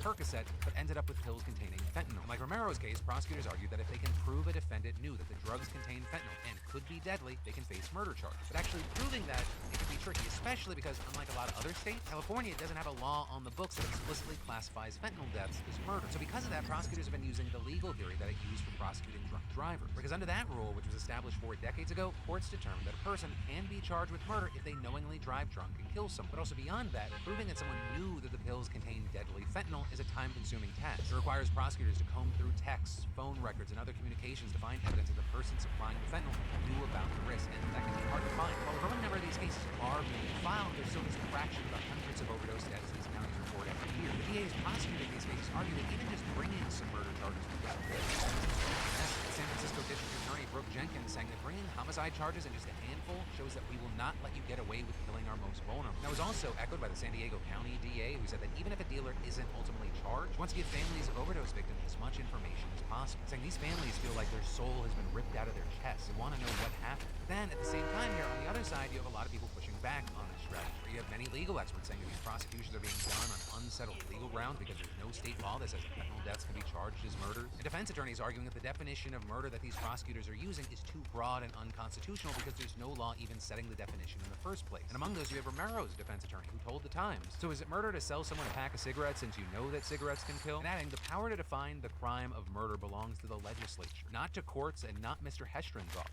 Beyond that, other critics have said that this is a heavy-handed, overly punitive tactic that backtracks to overly aggressive drug policies of the 90s, which of course ultimately proved ineffective, failing to actually cut drug use while overwhelming state prisons with low-level distributors and addicts. With many arguing there's also a lack of historical data that shows prosecuting dealers for homicide and giving them longer prison is actually a deterrent. And you know, that point's even been backed up by experts like Keith Humphreys, a professor of psychiatry at Stanford who studies addiction, with Humphreys expressing doubt that the threat of murder charges for low-level dealers will actually disrupt the supply chain, saying they're very low-skilled labor. You can spend your $500,000, $1 million per to put them in a state prison system, but they'll be replaced almost instantly. It's not out of sympathy that I say we can't just continually arrest people on the corner. It's just futile.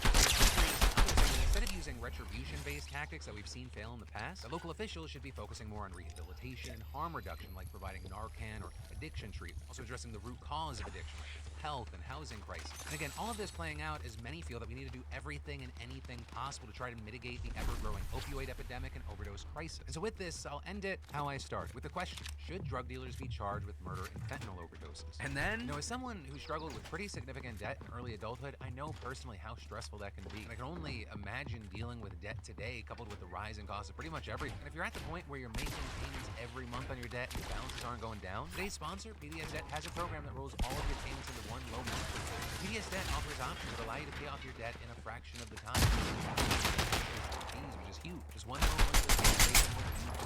Everyone with over $10,000 more in debt, you get this no minimum credit score required. And PDS Debt is giving y'all a free debt assessment, including the quick and easy debt assessment at pdsdebt.com.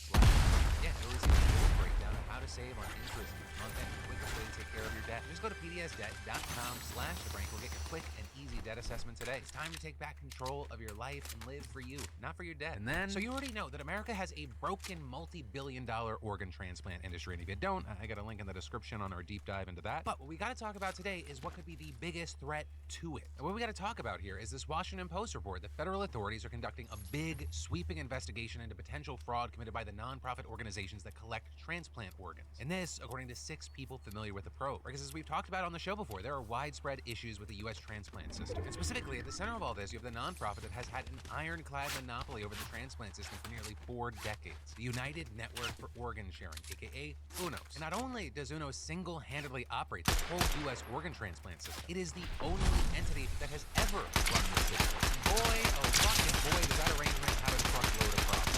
According to government statistics, more than 103,000 people are currently on the organ transplant wait list, and 17 people die every day while waiting. Notably, that is UNOS has long been criticized for the number of organs started and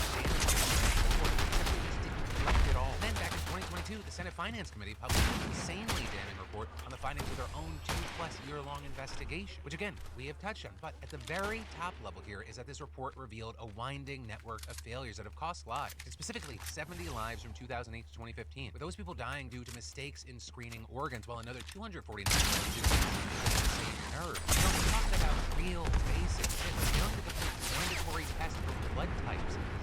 Also, under UNOS, there have been numerous breakdowns with the delivery of organs, like some being damaged in transit, abandoned entirely at airports, or just being left and never picked up. And with that, you have experts and lawmakers saying these breakdowns. Wow! You gotta stop pushing me before I can reload a mag! You gotta stop doing it! How'd you fucking figure it out? Software, and that's among many other issues. God damn it, man! And my guy just stands there while she runs past him. And, oh my god, toxic as hell. UNOS is basically able to get around new updates to technology that the feds require by just complaining about change and using a lot of confusing technical jargon instead of actually taking steps to fix anything. But this also, as one of the biggest complaints about UNOS, is that they're just simply a shitty boss. Because while UNOS is the big daddy that controls the whole network, it does this by overseeing smaller regional nonprofits that actually handle the collection of organs. Those nonprofits called organ procurement. There are 57 of them. What? Holding its own monopoly monopoly over the territory it operates in. And critics have long accused UNOS of not doing enough to manage complaints about these OPOs when they underperform. In fact, in the 2022 report, the Senate Finance Committee said that What you guys UNOS's lack play of makes me oversight of the regional fucking nonprofits, sick. that was partly Fucking to blame for the many losers. failures the report identified, specifically finding that 1 in every 3 OPO had failed to meet government standards for collecting organs in their monopolized. Can't wait till they This take it away UNOS from you. basically doesn't do a damn thing to hold the OPOs accountable. And that's really important for what we're talking about today, because it's these procurement organizations that are at the center of this reported investigation. Now, at the moment, the exact scope of the probe, that is unclear, with sources telling the Post that it involves U.S. attorneys from numerous parts of the country in at least 5 different states, as well as investigators from the Department of Health and Human Services and the Office of the Inspector General of the Department of Veterans Affairs. And while the inquiry has been going on for several months, it appears to be intensifying, with the chief executive of the Association of Organ Procurement Organizations sending a letter to his membership that said that the VA Inspector General had dispatched investigators to the offices and homes of 10 chief executives as part of an inquiry. And as far as what is being investigated here, sources say the probe is looking to determine whether these OPOs knowingly defrauded the government, and specifically whether any OPOs violated the Federal False Claims Act by intentionally billing the federal government for unallowable costs. With sources also saying the investigators are looking into whether there were any kickbacks between organizations and if 6 OPOs have fraudulently billed the VA and Medicare. Right, and the VA's involvement here is actually very, very notable, because it's not usually grouped in with criticisms of the organ transplant system, though it still has plenty of its own problems. The 2021 report in the American Journal of Transplantation findings that between 2010 and 2019, OPOs procured organs from just 33 deceased donors at VA hospitals, even though 5,281 were eligible for donation. And this also, as a person familiar with the inquiry, said that investigators are looking into whether OPOs are just using VA donors to collect body tissues that can make them more money, but not harvesting desperately needed organs. Because in addition to procuring organs, some OPOs also collect tissues like skin, bone, heart valves, and other body parts that are used for surgical operations and other medical treatments. Those being gathered both from people who also donate organs and from people who don't. Not only are those body tissues way easier to collect than organs, which obviously require much more expertise, but the market for them is also super lucrative. And unlike organs, information on tissue transaction doesn't have to be made available to the public. And while we only know so many details right now, this investigation is absolutely massive, right? Because it could result in criminal charges or civil lawsuits, with the Post saying this probe could be the gravest threat yet to the status quo in the troubled multi-billion-dollar organ transplant industry. And that's incredibly significant, because this isn't the first time that the federal government has tried to crack down on UNOS and its network of problematic organ procurement groups. Right back in 2012, 2 officials in the Alabama OPO were convicted of healthcare fraud and other charges after taking kickbacks from a funeral home. And just last year, the Senate Finance Committee sent letters to executives of 8 different OPOs in what they described as an effort, quote, to crack down on serious potential financial conflicts of interest and abuse of taxpayer money. And there, we saw the senators specifically ask the executives about instances in which they potentially abuse their positions for monetary gain, with them going on to allege that OPOs and their executives have engaged in a complex web of financial relationships with tissue processors, researchers, testing laboratories, and logistics providers, which have the potential for creating conflicts of interest. And saying that the panel has heard testimony and received credible allegations that senior members of UNOS's patient protection and policymaking committees may harbor undisclosed for-profit interests and may be leveraging their UNOS leadership positions to self-enrich at the expense of patient care. And going on to say these alleged conflicting financial and business relationships pose serious risks to those in need of a life-saving organ transplant. Right? And beyond that, Congress has also taken tangible actions to crack down on UNOS's monopoly, with it actually passing a law back in July authorizing overhauls to the system. But it's also unclear how much that'll actually achieve, because while it could take some power away from UNOS, the nonprofit will ultimately still be involved there. And UNOS actually didn't propose the legislation, which is a pretty good sign that it probably doesn't go far enough. And all this as it's not just the federal government that's been taking aim at OPOs for alleged corruption. They're also going after each other, with one OPO filing a lawsuit back in December accusing a neighboring group of trying to steal one of its big nonprofit healthcare networks by offering $3 million to start a new transplant program in violation of anti-kickback laws. And so at the very least, that feels like a glimpse, but I mean, this is clearly an industry and system that is begging to be fixed. But with years and years of documented failure having not done that, all we can do right now is hope that this investigation is the straw that breaks the camel's back, and that it brings about changes that are desperately needed. And then, finally today, let's talk about yesterday today. Man, on yesterday's show, there was a lot of comments, or a lot of conversation, and a lot of it was very heavy because it was in relation to our story about the misinformation around kidnappings. Right? A lot of people were thankful for the coverage. We had people like Jessica say, Bill, I'm a human trafficking survivor, and your coverage of this has me in awe. I've lost family because they believe these narratives. narratives and their gaslighting got so bad I had to block them from my help, and saying so few people actually want to help us and share the truth that is inconvenient and doesn't make them feel good. I'm so glad you're trying to get this information out. I myself haven't made a video about it because of what she's talking about. My traffickers still have power and respect, and I'm just a disabled person to them now. Foggy Psych sharing. I got my start as a therapist while working with sex trafficking victims. Every survivor's story is different, and there's no this is what sex trafficking looks like. A lot of victims blame themselves, wondering what they did to bring it on or what they could have done differently. For anyone that's gone through this, it's not your fault. You're so much more than what was done to you, and you're not broken. You're worthy of so much love. And a lot of y'all agree with Nick, who said, all of those videos about how I was almost stolen in a Target are genuinely giving people mental health issues too. My mother is one of those people who's convinced that everyone is just always looking to grab someone because she was constantly watching true crime and hoaxes like the zip tie thing. And it gave me such bad anxiety when I was first leaving her house to be an adult on my own, to the point where I was scared to go outside. The fear-mongering is making people genuinely unwell, and it pulls so much away from what actually causes trafficking. Because now when people try to clarify it, they get yelled at by a lot of scared people who think they were almost a victim because of these types of posts. And I also want to take a second, because obviously I can't get to every single comment. I do want to thank so many of you, not only for giving your opinion, but for sharing your story. It's very eye-opening, a lot of it so heartbreaking. All I can say is I wish you the best, and I hope yesterday and that whole segment allowed you to feel kind of seen, maybe like something helpful was being spread. Also, in those comments, there were a lot of conversations around that first story, the stalking situation that led to a house getting blown up. Stronsky saying, first story's wild. Imagine passing on a date because you got a bad vibe or some red flag, only to be proven horribly correct when they and their friend come back at you with a bow and arrow, a snake, dog poo, and a goddamn IED. And WMD Kitty saying, and men wonder why women don't trust them. Which, yeah, I mean, there's no shortage of stories and situations that we've covered that make me go like, it often sounds so fucking hard just to be a woman that exists. But also, of course, I will say with stalking and harassment, it is important to remember that everyone can be a victim. And actually, with that, we have people like Frosty DLR sharing, I was in an abusive relationship. Breaking up made things so much worse. She stalked, harassed, and even threatened to burn my house with my family inside it. Hearing that first story terrifies me, knowing how close a threat could have realistically been turned into a reality. The final comment I'll mention in this section was connected to the Mr. Beast story that we covered, which had a lot of people agreeing with Cameron Jones, who said, the way Mr. Beast describes his work life makes me realize I should definitely spend more time with people close to me. Yes, money is very important, but I shouldn't neglect other things in my life. Yeah, this will come as no surprise if you watch today's show where I was sharing my opinions and my personal life experiences, but I agree. And sometimes the pursuit of success and money, it blinds us to what we're trading with our time, the other experiences, the other benefits. But I also, I want to put a big fucking asterisk on that story. It is also important to remember that not everyone is in the same position. A lot of people, most people, are working a job or now multiple jobs just to fucking survive. It's the privilege of making those choices, like how we trade our time. What? Have in our life, we do get to make choices. Just being in the loop of survival, we lose. Fucking idiots. Fucking wasted both of our runs. You stupid low IQ piece of shit. Fucking press W, fucking moron. Fucking wasted both our fucking runs, you stupid asshole. Fucking stupid asshole.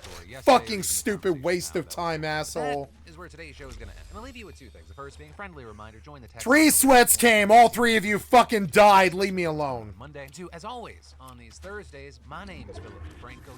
You knew better than to come fucking for me.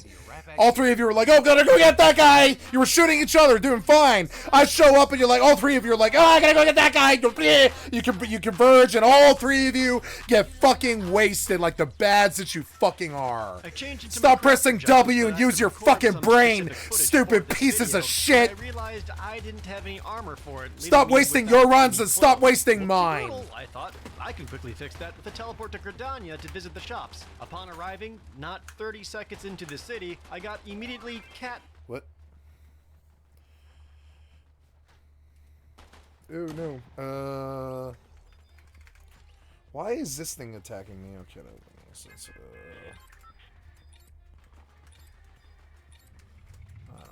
Just fight.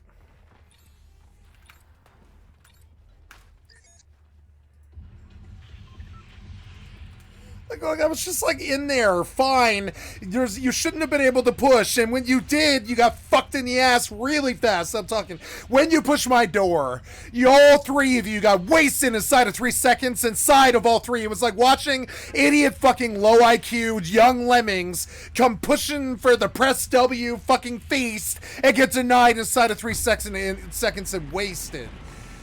And yeah, you shotgunned me, and I was just frankly surprised by it. But I mean, you died in the same second that I died, though. You fucking idiot. I mean, like, what did you think you were gonna get? You fucking idiot. God damn it, man. Like, press W, press W. You gotta push in. Shotgun, shotgun. No. You should probably actually worry about the 3 fucking guys within 10 yards, you fucking idiot. All 3 of you push me and only me. It makes no sense. This never made sense to me. You just run past each other at the fucking thirst to come after just me. It makes no sense to me. Like, and look what happened. All 3 of you got banged in under a second. Fucking, I had enough problems of my own. Maybe you should fucking think about what you're doing. Fucking shitty fucking Fortnite players. Low IQ, fucking press W idiots. Fucking smooth brains. Yeah, and like, and you die a second later. Yeah, you killed me, and then you're dead a second later. Because what do you, I mean, yeah, you suicide bombed me with a shotgun. Good job. Remember the other 3 guys? Fucking idiot. This is a fight? Yes, it is.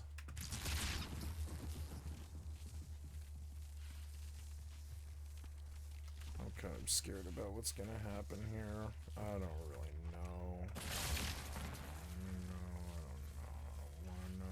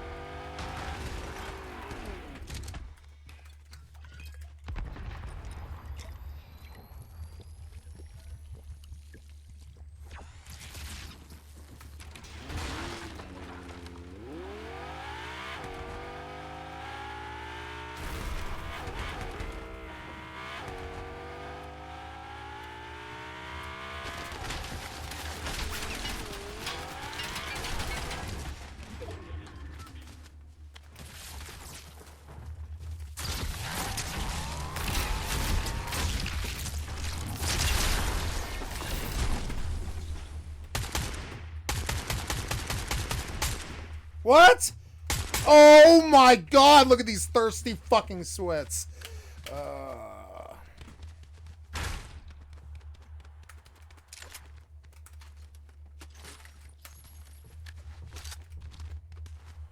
Well, I almost got him. So dumb.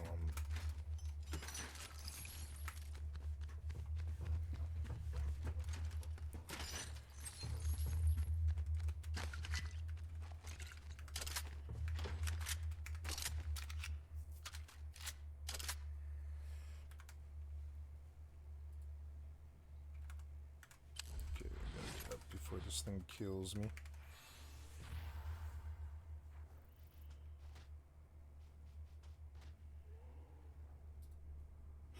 Thank you so more, Gamers for the next content stream. I'd like to sub to your channel. Gentlemen, the controversies of yesteryear still somehow manage to come in today's day and age. Now I'm gonna rip the band-aid off and talk about something, the Resident Evil game that can't be remade. It's time to start rewriting, not remaking, boyos. Now, ladies and gentlemen, Resident Evil 5 is a game that I would not consider to be a good Resident Evil game. It's a great game. No, fuck it. No, it isn't. But I wouldn't consider no, it is to be survival not. horror. It's a game that is quite I don't think that is not definitively a a product great of its game. time, right? Like, this is No. an era where games like 5 Gears sucked. of War with their cooperative play were... You think about 4, and then you think about 5. 5 fucking sucked. 5 was not even a tenth as good as 4. was like on its peak popularity. This is an era where a piss filter in a video game was basically a necessity, okay? It's almost as if every game engine almost had to have it in order to work on the actual gaming systems available. Resident Evil 5 is a game that took Call of Duty style action oriented segments, the Gears of War cooperative, and the piss filter to the absolute extreme. You know, comparing it to Resident Evil games from the PlayStation 1 era, it's almost it's almost like looking at two separate games. Now, there was a game before RE5 that you all know as Resident Evil 4 that kind of changed the way that the franchise would go forward for the worse. See, RE4 was the one game where instead of having, like, you know, tank control, but instead of having, like, you know, fixed camera angles, it had more emphasis on obviously action. The graphics got upgraded, the environments looked more expansive, but at the same time, you had some of that backtracking, a lot of stuff that would make Resident Evil, you know, a Resident Evil game. The RE5, because of the success of 4, ended up being one of Capcom's best-selling games up until Monster Hunter World, where they would basically take that same Resident Evil 4 DNA and just basically take away the survival horror. Like, any horror, get out of it. Co-op? Throw that shit in there, okay? The franchise wasn't scary to begin with. Might as well do it with another boy, okay? Might as well play it with another one of your lads, all right? Goon together, what they say. All right, that's how it is. But Resident Evil 6 took that even to a further extreme, where instead of having any form of horror or even the thought of, like, conserving ammunition, the game just gave you mags and told you to dump everything in sight. And obviously, it was until Resident Evil 7 that the franchise basically resurrected itself. And now we have Resident Evil basically at a peak that honestly never even was back in the day. It's more popular than it's ever been. Now, Resident Evil 5 is a special game because it's one of the Resident Evil titles that has had one of the wildest controversies at its time, the racism controversy. Now, Resident Evil 5 is the one Resident Evil game that takes place in Africa, and obviously, as you know, in Africa, there is a lot of African people. In West Africa, the primary demographic is black people. And one of the characters they introduced to the franchise, reintroduced, was Chris Redfield, a white guy, and a pretty roided up white guy. So when you had images of this guy stomping on the faces of black people and just laying waste, there was a bit of a racism allegation being tossed around. So I'm going to show you some of the original footage trailers for it too. Obviously this is Chris right over here before he decided to roid up, walking through what appears to be this beautiful pre-rendered image of West Africa. You've got a bunch of zombies over here, and obviously nobody was really shocked by any of this. And of course, this is when, like, the gameplay even got more identified as well too. So you got Chris now roided up, thank God. Let's not forget the era where this man basically had to survive heart palpitations all the way through. But he's walking through this village, and everything seems like it's pretty hunky-dory and fine. Now, obviously, the images of him being chased around by African villagers with, like, giant, like, machetes, and obviously this gameplay over here where he's engaging in this combat was obviously called out by a few individuals. Now, I will say some of this gameplay never ended up making it through. These kind of hordes never really ended up getting into the final game. The amount of him dodging actual machetes never ended up making it. But what is important is the game didn't even showcase Sheva Alomar, the co-op partner, at all in any of this material. Now, Sheva is a, you know, African black character in the entire game as well. So when you play cooperatively, you're always alongside her, but she wasn't really shown in any of these early trailers. It was literally just this white guy shooting around black people. That's pretty much what sparked a lot of these racism debates. Now, for a grand majority of people who talk about this and have played Resident Evil, really know that it's not an actual racist game. It's not made with, like, racist intentions. At no point is this game equivalent to something, you know, like the ethnic cleansing game that was actually made by real neo-Nazis, for crying out loud. This is a game that was made by Japanese developers that, quite frankly, are a little bit out of touch with the rest of the world, or at least a Western perspective of these controversies being made. Now, at the time, MTV, when they did gaming stuff, I don't even know if MTV is a thing anymore, actually had an interview with the game's producer, Jun Takeuchi, where they actually talked about this controversy itself. They discussed how the game actually had cooperative play with Sheva, but of course if you were single player you would only play as Chris. This is again an era of gaming where co-op was popular. So obviously going in further over here they talk about, again, racism, because that was a massive controversy that occurred at the time. So during inside here, when MTV Multiplayer is like, hold on a minute, the way people talk about the game, some of the reactions, oh, is this a racist game? A lot of that has died off, but we on the MTV Gaming blog actually published one of these interviews that got a lot of reactions. We interviewed a gaming journalist who talked about his feelings when he saw the trailer, and he talked about, I don't feel like anybody black worked on this game. That was his gut reaction. To which Takeuchi says, no, we certainly didn't anticipate the reaction. We were quite surprised by the reaction that came out. I think everyone understands that we never set out to with the intention to make anything that was racist. That was never our intention. We think it is quite a bit of misunderstanding when we published the first images of the game back in the day. And we think that as we move along and allow people to see more of the game and more of what's going on and the story, people will get a better idea. So obviously, they were keen on showing Sheva, they were keen on showing Josh Stone, and they were keen on showing my favorite pilot in the franchise, who, by the way, gave his life so Chris could survive and turn into an alcoholic down the road. Of course, even further into it, obviously Takeuchi never expected it. He says that certainly the most important things we've learned is that different countries do see the same things in different ways. I think it's very important as we go along to start other projects to learn from other countries and learn from other companies who are working in the video game sectors. So it really does seem like a group of individuals, homogenous society being Japan, really didn't understand the entire context or the post-colonial implications that we here in the United States, Canada, and a lot of these, like, you know, multicultural countries see. When you live together in amongst various different people of color, then you probably know a lot about each other's shit, and there's obviously tensions that constantly keep being brought up as time goes on. Look, I like to make nuanced videos. I don't like to make these pandery videos. I like to see every side, and I try to like to understand it as much as I can. And I like to have a discussion about this kind of stuff.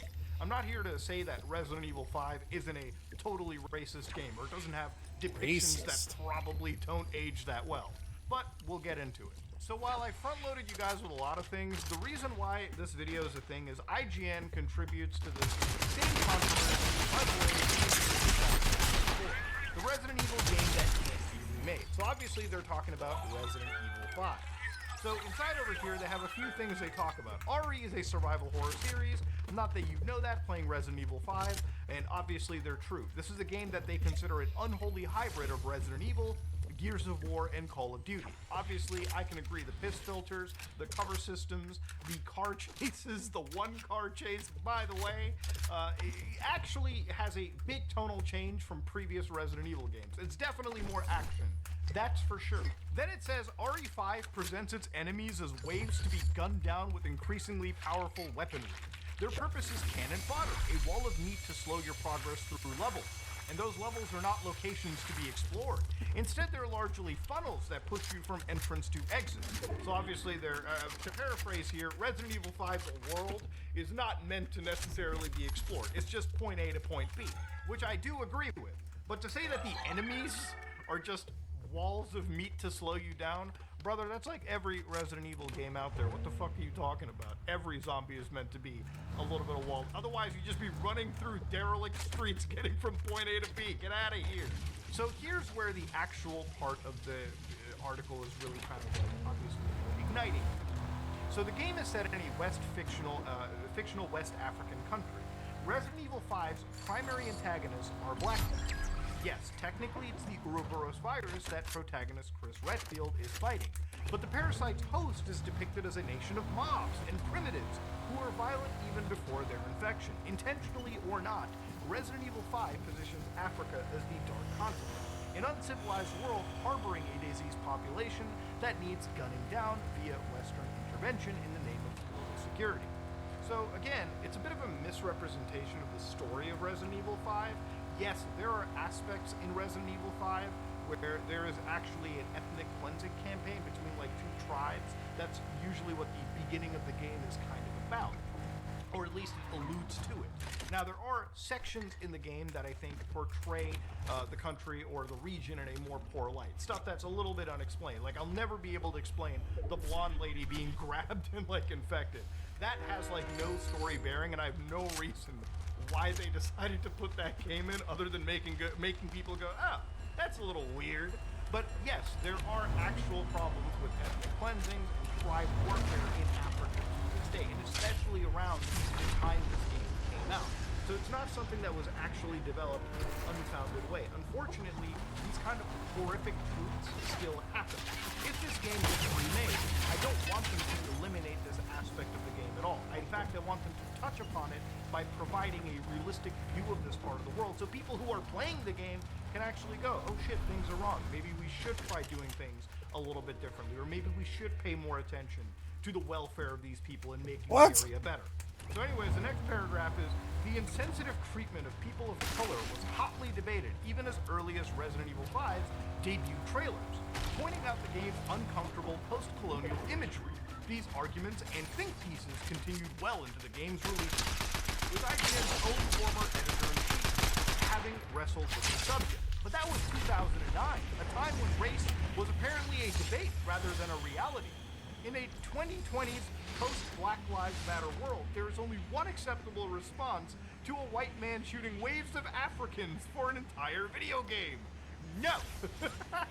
It's like they completely ignored the reason why this is happening. In fact, there's actually a great political discussion that happens in Resident Evil 5 too. See, the reason why a lot of these villagers are actually infected in this way is because of a company in the game known as Tricell. See, towards the end of 4, and again, Resident Evil 5 is getting a remake. It's not a matter of if, it's really just towards the end of the game, Wesker basically gets access to the Las Plagas virus, or at least it's alluded that he basically has access to the virus that affected the villagers in 4. So while having access to it, he works along a company known as Tricell, using their resources to spread this virus in amongst the people down there. And these people have, they're innocent people. They have nothing they can do. They're literally being exploited by these individuals. And that is, in turn, is what brings this virus out. Africa is used as a testing bed because of its unfortunate levels of instability. Before that virus could, from my understanding, and please correct me if I'm wrong, Resident Evil lore aficionados, that virus was then used in China, in Twin Peaks, the United States, to basically spread a global, complete global saturation of an entire virus that is intended to turn people into mindless slaves for one Albert Wesker. That's my understanding of the story right here. So no, it's not a story where Chris puts on his clan gear and walks down the streets of West Africa and just guns anybody down. These people are infected, and unfortunately, that's the only reason Chris responds in the way that he does. He is first and foremost an actual trained, proper military operator, first and foremost, with the BSAA. This game also this article fails to talk about how Sheva and Josh are actually pretty well-written characters, even though I don't really see them represented at all in modern Resident Evil. That needs to change, but they're also forgetting about the best goddamn pilot. That, by the way, if it wasn't for him, Chris wouldn't be an alcoholic in Eastern Europe, and the whole Resident Evil 6, 7 storyline wouldn't be happening. But that's a whole different thing. Remakes are meant to redefine their source material. But if you take Africa out of RE5, is it even RE5 anymore?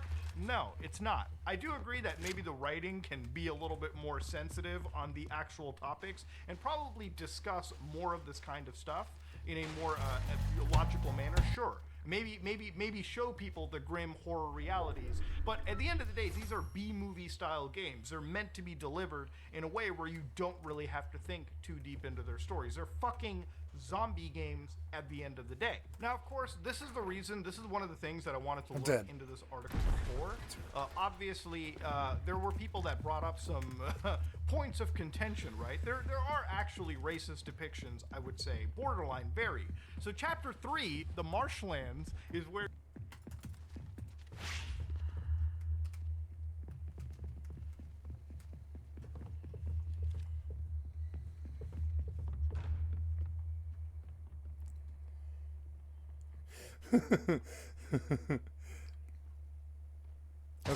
I just want them to kill each other.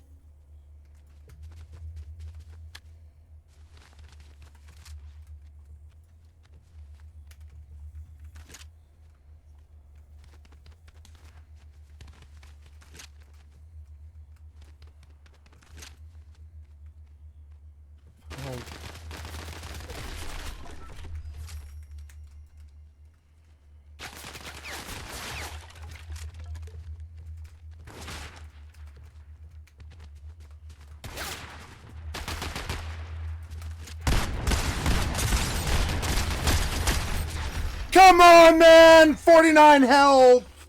I almost got him. Almost got him. 49 fucking health. I almost got him. I'm sorry, guys. I gave him my shot. I don't know. 11 shotgun blast can't kill him, I guess. I don't know.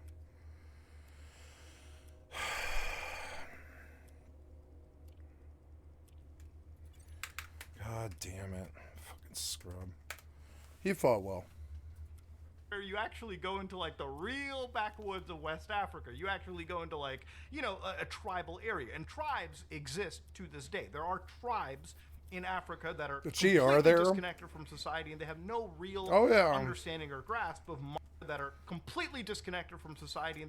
real understanding or grasp of modern technological methods. They literally live in an almost prehistoric way. They live. I'm gonna piss real quick. I'll be right back. Technology, a world very.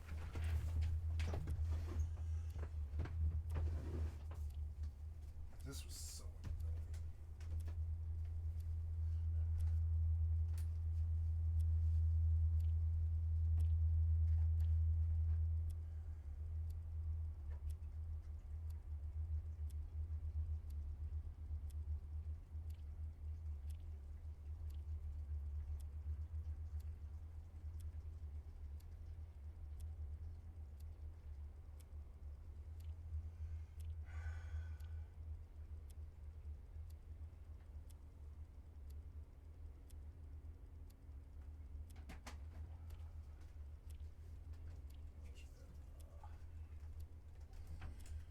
Going to eat a couple of olives and no blood sugar.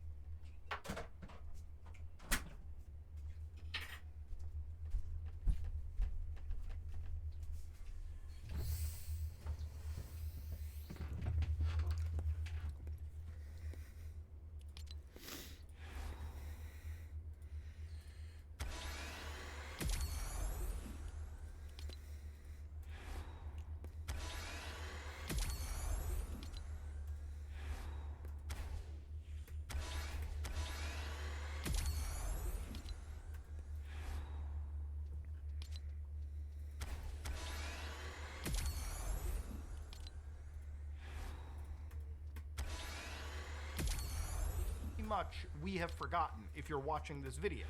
So yeah, tribes exist, and what had effectively happened was one of the tribes was represented in a very, very, very cartoonishly, I would say, insensitive way. We're talking about people that were fighting with spears, shields, jumping around with face paint and short skirts and whatnot. It is a portion of the game that obviously made even the reviewers at the time a little unnerved. They were like, yeah, it's kind of fucking weird, boys. And of course, there's actually an explanation to this too, because of course there would be.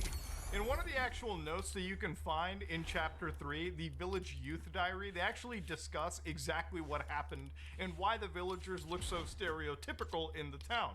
So for instance, April 5th, a man who said he was the foreman of the oil plant came to visit us today.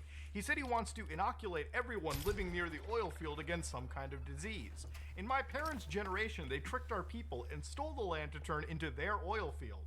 They must feel guilty about that because they're always trying to help out the village now. When we couldn't get across the swamp, they build a gondola on the road for us. Sometimes they will even give us alcohol from foreign countries. This medicine is probably something like that. Everyone in our village is glad to receive this medicine, but I don't want it. I have no reason for not getting it. I just don't like the way the foreman looks, that's all. So again, I don't like the way the foreman looks, that's all. Everyone went to the oil field to get this inoculation. The village is usually never this quiet. The only thing to do today is sleep. I slept too much during the day and I couldn't sleep at night. It was noisy outside. Everyone was talking in serious voices in the middle of the village. All the children in the village had come down with a fever. Nice. The mothers all drew Got water 10 to levels their today. babies, but it didn't help. By the next morning, they were all dead. In the morning, our leader went to the oil field. He wanted to know if the medicine they were given killed the children. When he came back to the village, he said the children died because they had the disease. He told everyone that they needed to go back for more shots. I didn't want to, but everyone in the village was worried about catching the disease. They forced me to go with them and get the shots. People are fighting in the village. All the men are very angry. It might be because all the children died, but I think it's something else. And obviously it's the itchy, scratchy, dialogue, the we're turning into zombies, this is my daily diary. And of course, how they discuss this is, I couldn't sit still today, I felt something moving inside me. Outside, I saw a man who looked strange. He was naked and had a weapon. His entire body was covered in war paint. It wasn't even festival day. So the people that dressed up like, villagers, they don't dress up like that fucking normally. That was just there because they decided to get in touch with their native side, apparently because of this virus, implicating that the virus would regress them to this almost, old school way that they had. Really weird shit, okay? Really wild stuff. That is the actual lore explanation of why that happened in Resident Evil. Now, obviously, even IGN's editor at the time and the people reviewing them, who, by the way, rated the game as 9.4 out of 10 or something, they even talked about their idea of racism in this title as well. There's been a fair amount of media discussion around the question of whether Resident Evil 5 has racist overtones due to its African settings and the fact that the main character is a white man shooting black people. I personally don't find RE5 to have an overly racist feel. I do. But I did find one aspect of it a bit disturbing. It was a bit strange to realize I was pretty wandering around racist. Africa stealing the region's gold. In a bad way. And expensive native treasure. Well, not in a bad way, but like in a kind of a lukewarm way. Racist in a lukewarm way, like not in a strong way, but in a bad way. Weapons, and the discomfort first comes full circle. It's funny how every time the protagonist of a Resident Evil franchise, usually American, actually almost all the time, goes into any poor village, whether it be in Spain, Romania, and they just kill everybody. Or Africa, steals all their shit, buys weapons, and wipes the floor with them, and then they get heralded as the hero. It's kind of insane how Capcom went down that route. But yeah, I think the idea of black people and a white character being in Africa is not something that's completely out of the realm. If you're Far Cry 2 was good. You probably look at this and think, yeah, that's to be expected. Again, I've never seen these kind of allegations brought up to oh, what about Resident Evil 6, where you're shooting these comically, stereotypical looking Chinese people in wet markets in China as you fight through the infected. Nor am I seeing the weird depiction of, rural Spain being depicted as fucking medieval towns. That I've never seen. But again, when it comes to, Africa, obviously there's a bit of nuance. It's a region of the world that's mired in instability. Clearly, there's going to be a few differing thoughts, and that's pretty much where this controversy came into. I wanted to revisit this because, honestly, it was a long time that I wanted to talk about the Resident Evil 5 controversy, but, there was always other videos and ideas that sort of came down to fruition. But today I wanted to really understand the roots of it, and while yes, there is genuinely some things that you can say are a little out of place for Resident Evil 5, there's nothing that stops this game from properly being remade in the way that it is or initially existed. I do, however, think, obviously, going forward, Resident Evil 5, if they do remake it, maybe touch up some of the writing, restructure some of the environments, because there are portions that drag on. But this whole debate about Resident Evil 5 being this racist game clearly is one it's not where I think a lot of these people are very much... The depictions are slightly racist. If you look into the actual development and you look into the people making it, it's not like it's a game made by a neo-Nazi group or something, right? No. To spread some crazy message. It's very much a game that is a product of its time. And that's all you can really say about Resident Evil 5. And I think that's one of the reasons why, now that this topic is being reintroduced, the amount of people laughing at IGN is about the same. Alright, ladies and gentlemen, this is me, Mudahar, and if you like what you saw, please like, comment, and subscribe. Dislike if you dislike it. Yep, I liked and sub. Here is Arlo with Ubisoft is a sinking ship from 7 hours ago, 60,000 views. Thank you, Arlo. I've never heard of you before. Liked and sub to your channel. Really? I used to genuinely think they were a cool company. Yeah. I didn't really know anything about them until I started religiously watching E3 presentations. Someone script me here. What the fuck?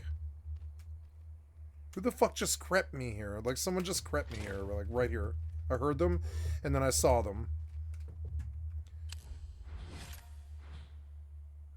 wanna know. Oh no. Oh, I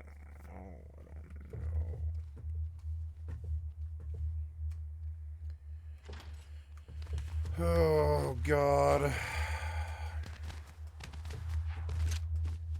Yep, he is here, see?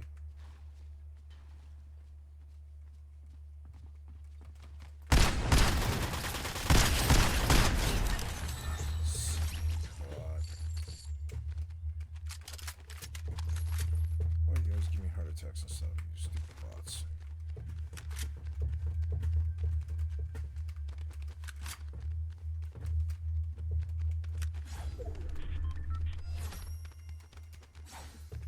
Now what?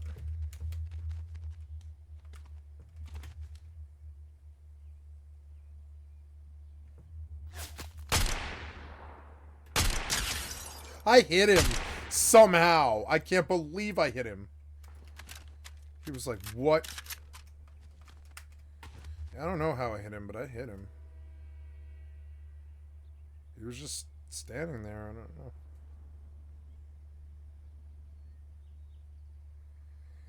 It's eerily quiet.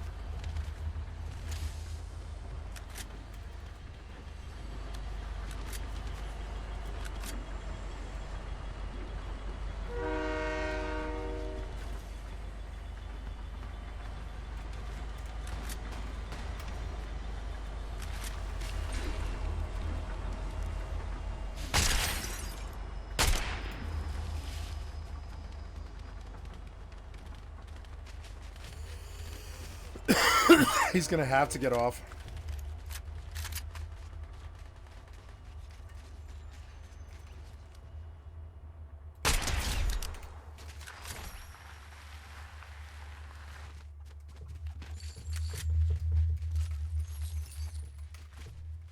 It was fun, but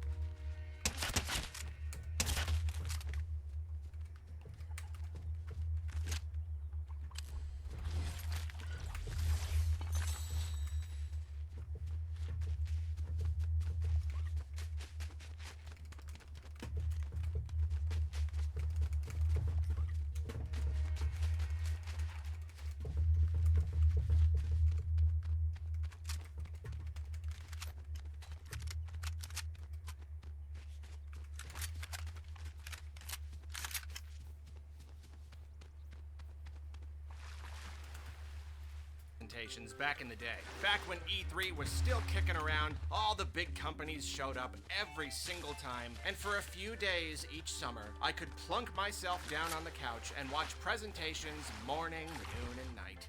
Good gravy, I miss those days. And this was when I discovered Ubisoft, in a sense. I knew about them, mainly from Rayman and the launch titles they made for the Wii. Yes, I was one of those poor folks duped into buying Red Steel. You will really feel like both your hands have entered the screen. You are in the game. You are I in the didn't know game. much about them as a company. I wasn't familiar with all their different series. But after watching one of their E3 presentations, I thought, you know what? This Ubisoft ain't so bad. I really appreciated how they seemed to be interested in creating a wide range of experiences. They had their AAA series, which seemed really impressive. Even when I didn't play the games, it was still fun to watch the reveals and marvel at the graphics and whatnot. I did play Assassin's Creed Black Flag and loved the heck out of it, though we'll be talking about about that more in a bit. But then in addition to the AAA stuff, Ubisoft had smaller projects, platformers like the Rayman games, indie-sized artful little gems like Child of Light, Valiant Hearts. And their E3 presentations were cringy, sure, but all E3 presentations were cringy. That was the whole point. And at the very least, you could say these ones were colorful and interesting. I knew Ubisoft was a huge gaming corporation, but it felt at least a little bit like these were some people who liked making games. They worked on so many different projects that I even got a little excited wondering what they might reveal next. For a few years, I genuinely looked forward to watching their show each E3. And even as recently as the beginning of the Switch generation, Ubisoft was putting on good shows, releasing cool games. They did Mario and Rabbids, which was awesome, and no one else liked Starlink, but I will forever stand by that game. I thought it was neat. I even did sponsorships for those games. Ubisoft let me make some silly skits. We were all chummy with each other. It was great. Wow, how things change. It's just amazing how dramatically things can change. The older you get, the more you find that you can never count on something good to be good forever. Like, it's sad, but it's true. Many things, no matter how good they are, have a tendency to just go bad. And my opinion of Ubisoft could not possibly be lower than it is right now. Like even if they actively tried to get me to hate them in some ridiculous scenario, like they deliberately sabotaged my opinion, the end of it would still be basically more or less what we already have now. The respect I had for them is 100% gone. Yeah, the admiration, the faith I had in them as developers, all of it completely gone. That well has run bone dry.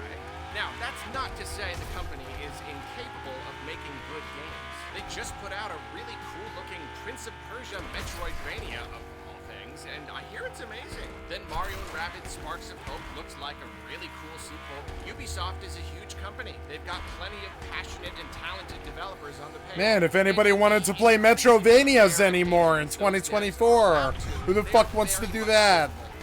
Not me. Who wants to play Bullet Hells past 1989? Not me. Fuck Vampire Survivors. Man, who wants to play fighting games past, 2008?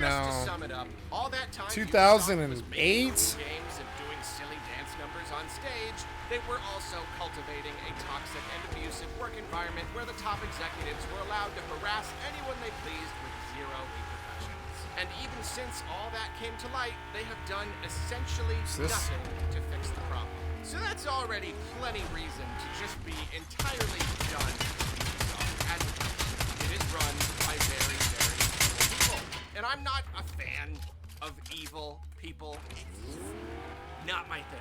But even beyond that, Ubisoft has consistently revealed itself to be just another AAA publisher. Over the last 10 years or so, the industry has gotten nastier and nastier. More focused testing, trend-chasing slop, more aggressive and psychologically manipulative monetization, more bare-bones yet fully priced experiences propped up by paid post-launch content, etc., etc.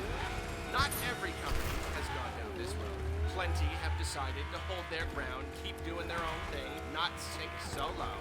But one company that's been leading the charge, flying a green flag with a golden $sign on it, Ubisoft. Good old Ubisoft. In this increasingly scummy gaming landscape, they have happily embraced the scumminess. They have slathered themselves in it, made it their home.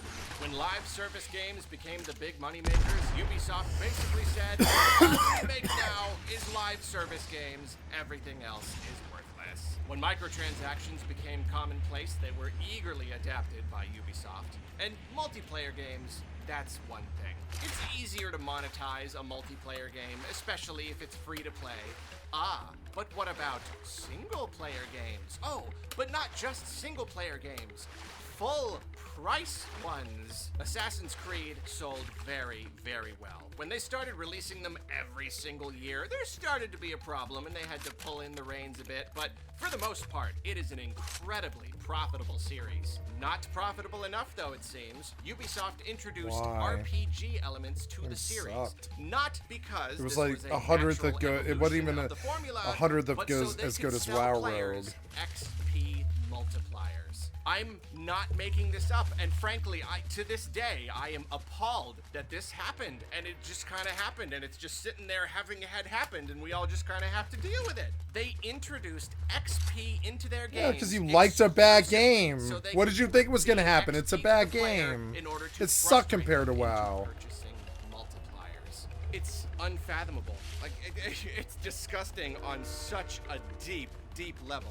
It is an insult to the customer, and at the risk of sounding all hoity-toity, the art of games. If you are doing this, like if this is how you're monetizing your games, you are clearly, so crystal clear transparently, only exclusively in it for the money.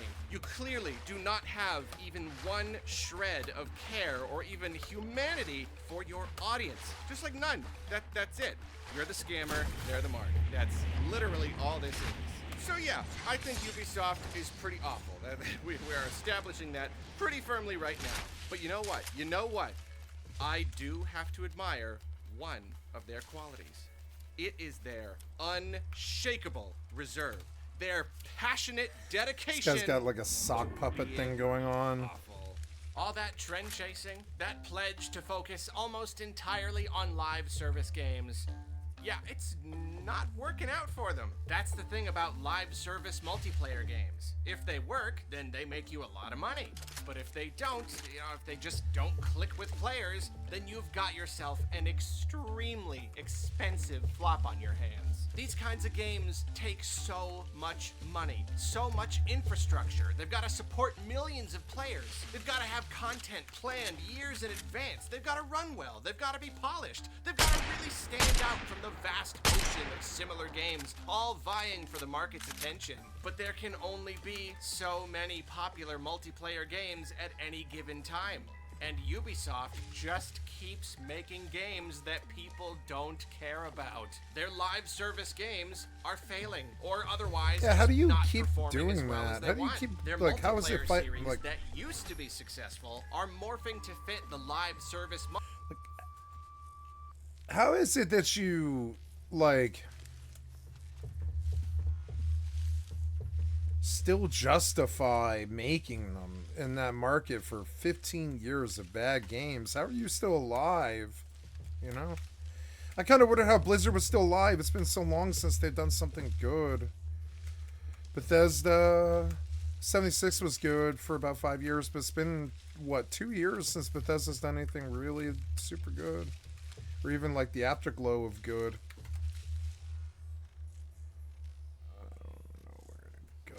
I know where this asshole is, and he got to where he was supposed to go. God damn it. Now I'm stuck here and I have to go. Oh. Now what's this? Where are you?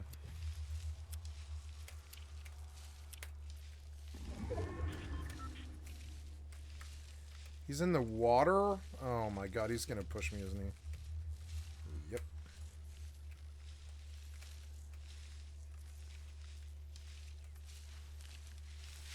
Idiot.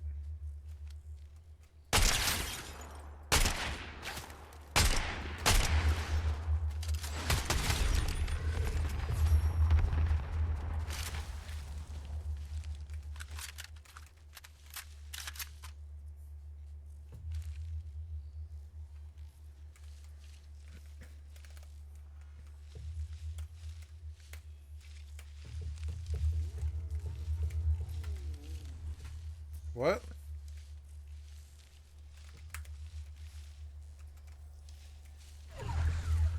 Shit, I don't know what to do. Oh.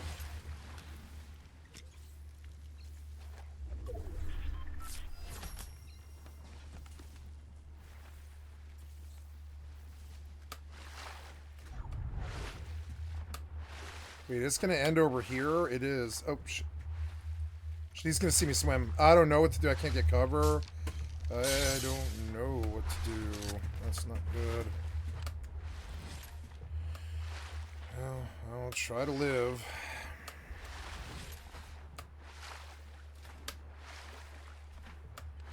I don't know. It might end here. Yeah. It will end here, and they'll have to push me. Oh god, that was him. That's him.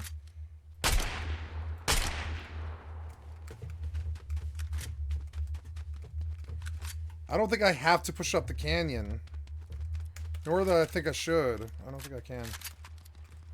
Yeah, you go up there. Nice, nice.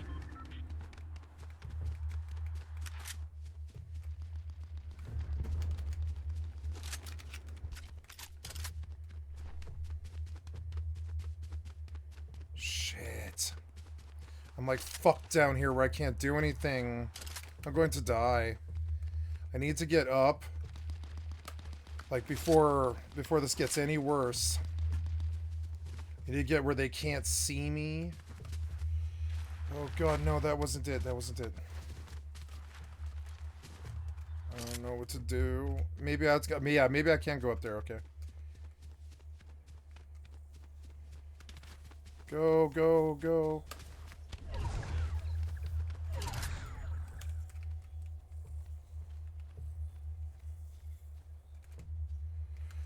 Gotta move, gotta move, gotta move.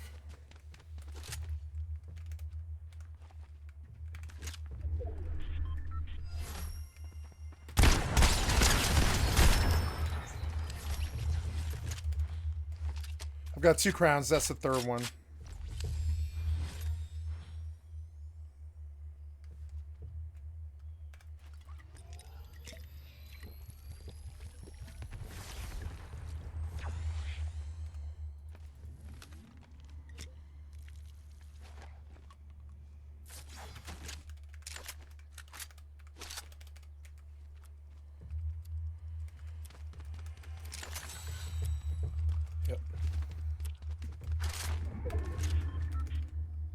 I think this guy's on the top of the tree. Oh god.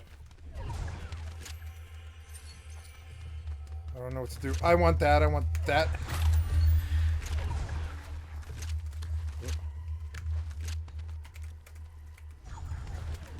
Gotta move, gotta move. Oh. Gotta move, gotta move, gotta move, gotta move. There, I want that.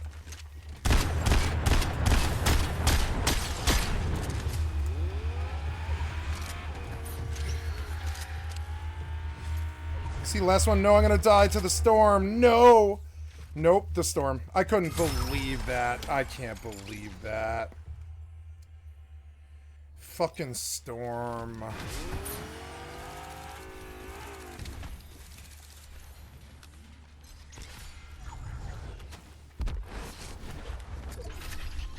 He died in the storm too. Your storm is garbage, Epic. Storm's garbage. Storm's garbage, Epic. If it's killing 2 people at the end with 2, 3 gold crowns each, you have gotten really bad with the storm, Epic. You gotta fucking fix it. Model, and people aren't having it. I can't believe this guy won because the last 2 in the 2nd and 3rd place died in the storm. That's fucking ridic. One would think that someone in charge might look at all this and realize, hey, this whole live... What time is it? It is, yeah. Yeah, we're good for a little while. Isn't really working out. I think this might have been one of those bandwagon things people are always talking about, you know, a foolish attempt to capitalize on what's already successful by chasing trends and creating soulless, focus-tested slop for the masses. Maybe we should take a moment to rethink things. Yeah, you'd expect that from a reasonable person.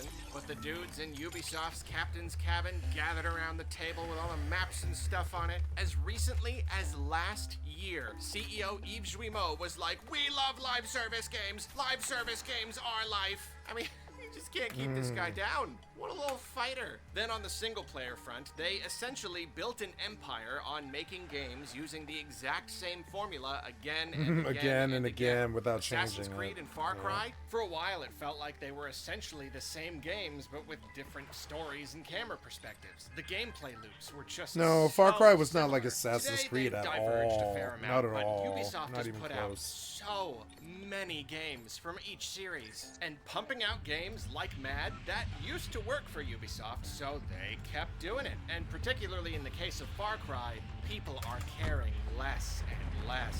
Reception to a lot of these games is growing more and more tepid. So, what should Ubisoft do? Change course?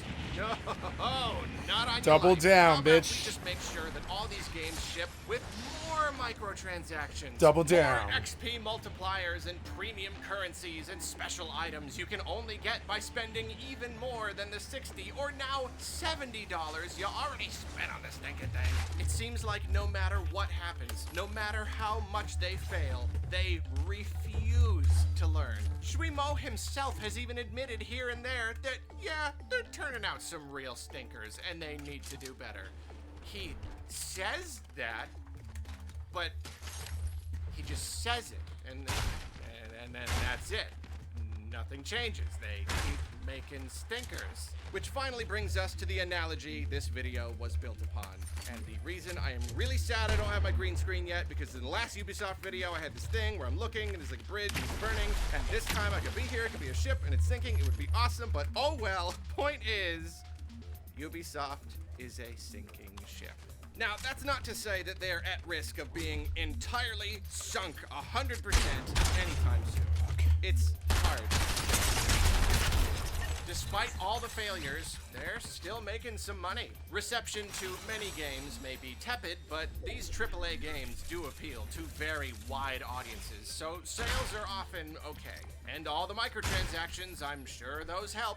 They're there for a reason, and I have no doubt that there are plenty of people out there who succumb to the call of those fancy, shiny currencies and items and such. And sometimes, Ubisoft will put out a genuine hit. Assassin's Creed Valhalla was a big financial success. Look at this guy figure out where the chest is, fucking $1 idiot. billion in revenue. Thanks in no small part, I'm sure, to the abundance of DLC and microtransactions sold alongside it. And of course, big companies always have tricks up their sleeves. Firing employees and making the remaining ones work harder, that's a popular one. Putting more microtransactions in their games, thinking of even more sinister ways to manipulate people into spending more money, you know, that's always on the docket. They've got options, and they've got control of some really big IPs. They're going to keep making money. But I can't help but see a trend. You know, I can't help but see a trajectory. More and more of their games are failing or performing well under expectations, and they're barely managing to put out just enough successful titles to keep the lights on. The live service model isn't working, so they're leaning into it even harder. You know what that makes me think of? A crew desperately bailing water. Sure, maybe the ship won't be completely submerged anytime soon, but the lower decks are flooded, and that water line is creeping upwards slowly but surely. The crew is working hard to bail out as much water as they can, and it's working. But how long will that last? This all happened because the captain sailed the ship into treacherous waters in search of treasure, but even though it's becoming more and more clear that there is just not any treasure around here, he's only sailing deeper in. Ubisoft is getting by, but their success feels tenuous. It feels unsustainable. They're doing the wrong thing and failing because of it, and only doubling and tripling and quadrupling down. Their games are selling okay, but public opinion of the company is probably at an all-time low. And on top of all that, their horrible management is catching up with them, and they're facing Horrible all sorts management. of lawyers and judges and regulators. It feels like every week they're getting in trouble for something. And even though they're still making money, the business is still working, technically. I get the feeling that I am not the only person who feels the ship is taking on water. Let's take a look at their stock prices. when they were at the top of their game, pumping out titles like mad, milking that Ubisoft formula for an audience that wasn't quite sick of it yet, their stock price was very high, peaking in 2018. Then they saw a dip, but in 2020, when everyone was at home playing games and pretty much every game company was doing very well, they saw another huge increase, helped a bunch by the release of Assassin's Creed Valhalla. But since then, sinking. Their stock value has dropped by a whopping 75%. The company is worth a mere quarter of what it was, and is worth only about as much as it was way back in 2015, when they were just starting to really get somewhere. These numbers are dismal. Here's the thing about an entertainment company, though. Its success hinges on putting out products that people want to buy. You never quite know what's going to happen next, or how well any one product will do. This Ubisoft ship? There's still time for it to correct its course. We can't just look at what happened in the past. We've got to look to the future. We've got to look ahead. So what's on the horizon for the SS Ubisoft? Where's its next port of call? Oh, I've been looking forward to this for so long. I've mentioned it here and there in videos, but I have been dreaming of the day I could really talk about it. And I cannot even believe how perfectly this plays into the analogy. I created the analogy. Ubisoft, they're making my job so easy. They just gave this to me. Just handed it to me in a neat little package all tied up in a bow. A YouTuber could not possibly ask for more. It's just too perfect. Sorry to rewind again, but remember how I mentioned Assassin's Creed Black Flag? Golly, that game is good. I really love ships and the Age of Sail and all that, so I got the game looking for a good pirate simulator, expecting to mostly ignore all the assassin stuff. But it turned out that the assassin stuff only enhances the pirate stuff, and the whole package isn't just a terrific pirate simulator. It's just a phenomenal game overall. Every kind of piratey activity you can do. Naval combat with other ships, disabling and boarding those ships to add them to your fleet, managing that fleet to make money, fishing, diving for berries, attacking strongholds, raiding storehouses, getting in swashbuckling fights with all sorts of folks. The world is massive and completely seamless, so you can sail wherever you want and at any level time 17. jump off your ship, swim God. to an island, and explore it for ruins and treasure and rare animal pelts and silly Ubisoft collectibles that are completely pointless, but when you're really invested in a game, they're great. Black Flag is incredible, and I actually put it on my list of the best games of the decade. After I finished it and played it for who even knows how many hours, I wanted more. Now, it is worth noting that Ubisoft did create a straightforward follow-up to Black Flag, Assassin's Creed Rogue.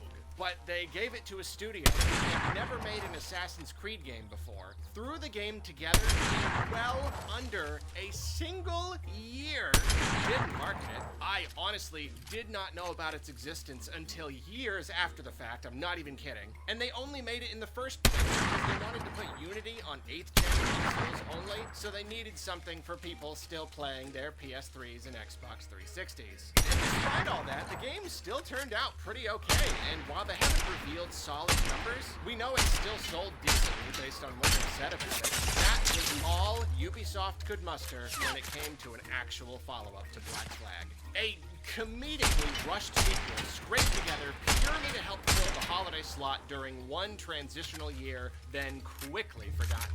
No, they had their eyes on a greater prize. Because, you know, a lot of people seem to be really into this whole pirate thing. I wasn't the only one who liked Black Flag. The game was so successful that Ubisoft got it in their heads that they might have something here. Maybe, just maybe, there's a market for a full-on pirate game without the Assassin's Creed stuff. And everyone on planet Earth was like, yes, yes, that is such an amazing idea. Please do that. The funny thing is, though, that was such a good idea on Ubisoft's part, yet that right there, at that exact point, right at the very conception of their new pirate IP, was the end of their good ideas. Because what was starting to take off around that time? the live service model. So instead of doing what literally everyone wanted, making a game like Black Flag, except with its own world and even more pirate stuff, they decided to make a primarily multiplayer, always online, live service. Actually, they decided to give the game even less pirate stuff than Black Flag, making the focus almost entirely on naval combat, without any of the actual sword fighting or island exploration or anything. Just boats shooting at each other. That's it. And at E3 2017, Ubisoft revealed Skull and Bones. I was there on my couch. I remember that show quite well. That trailer filled me with pure joy.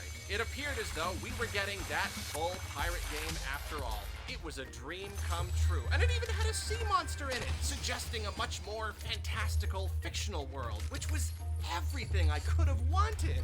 But then I read about the game after the show. Oh no, this wasn't what I wanted. This wasn't what I wanted at all. And judging by the reaction, it wasn't what anybody wanted. I couldn't find a single person who was happy about this direction the game was taking. This was, quite simply, an objectively bad idea. I mean, I could see the rationale behind the decision. Let's take a game that was good, turn it multiplayer, and get people hooked on microtransactions and battle passes and all that junk. I mean, a semi-realistic online ship battling game? That was at least very unique. The money-making potential was there, I suppose. But do you know how many people bought Black Flag? I looked it up when I was researching this video, and I found articles saying it sold 11 million units, which was the last concrete number I could find, so I was ready to go with that. But then while editing this video, Kane noticed that those articles were from 2014, only 1 year after the game came out. And I'm lucky I had him checking my work, because then he found this tweet. 34 million people have played Black Flag. The game has been pretty steeply discounted here and there, I'm sure, and I think Ubisoft has probably had a few free play days for their Assassin's Creed titles, but that number is still absurd. Even 11 million is absurd, but 34 million? Clearly, when it came to making another bigger pirate game, the money was already on the table. They already had the makings of another massive hit on their hands, of an exciting and very profitable new IP that could support countless sequels. Clearly, there was a market for this big pirate game. But what do we always say about companies like this? They don't want money. They don't want a lot of money. They want all the money. They didn't want another successful game. They wanted a live service product that generated an endless supply of cash from the players. That was all they would accept. So, to throw in even more ridiculous metaphors, they took their big, delicious piece of cake and ruined the Slytherin, trash. your fucking But they name would is settle Slytherin. for nothing less than the whole darn thing. So when people complained about how Skull and Bones looked, what did those lion-hearted heroes at Ubisoft do? Did they listen? Did they realize that something wasn't right? No, they stayed the course. And what followed was a long, drawn-out, and even nightmarish development process. An arduous voyage, to annoyingly keep the whole ship analogy going. E3s came and went, and no new trailers dropped. After a while, no one knew where the game even was. Ubisoft said it was still coming, but something was not right. Then the reports started coming in. The game had been scrapped and restarted multiple times. People who playtested it said it wasn't any fun. The whole project was turning out to be a flaming wreck. The game got delayed, then delayed again, and again, and again. Honestly, I don't know if anyone knows exactly how many times it was delayed. I think you'd need a chronometer and a sextant to figure it out. How many times was Skull and Bones delayed? I don't know. What phase is the moon in and what direction is the wind going? That'll just for starters. So many people wondered why Ubisoft didn't just cancel the darn thing. But then it came out that the game was funded by the Singaporean government, and Ubisoft was What? contractually obligated to finish it. And Oh produce a my new IP god, using why? Singaporean talent. So no matter how rough those waters were, no matter how doomed the expedition seemed, Oh no, what'd you do? No. they absolutely had to keep going. This game has been in development now for over 10 years. 7 years have passed since its reveal.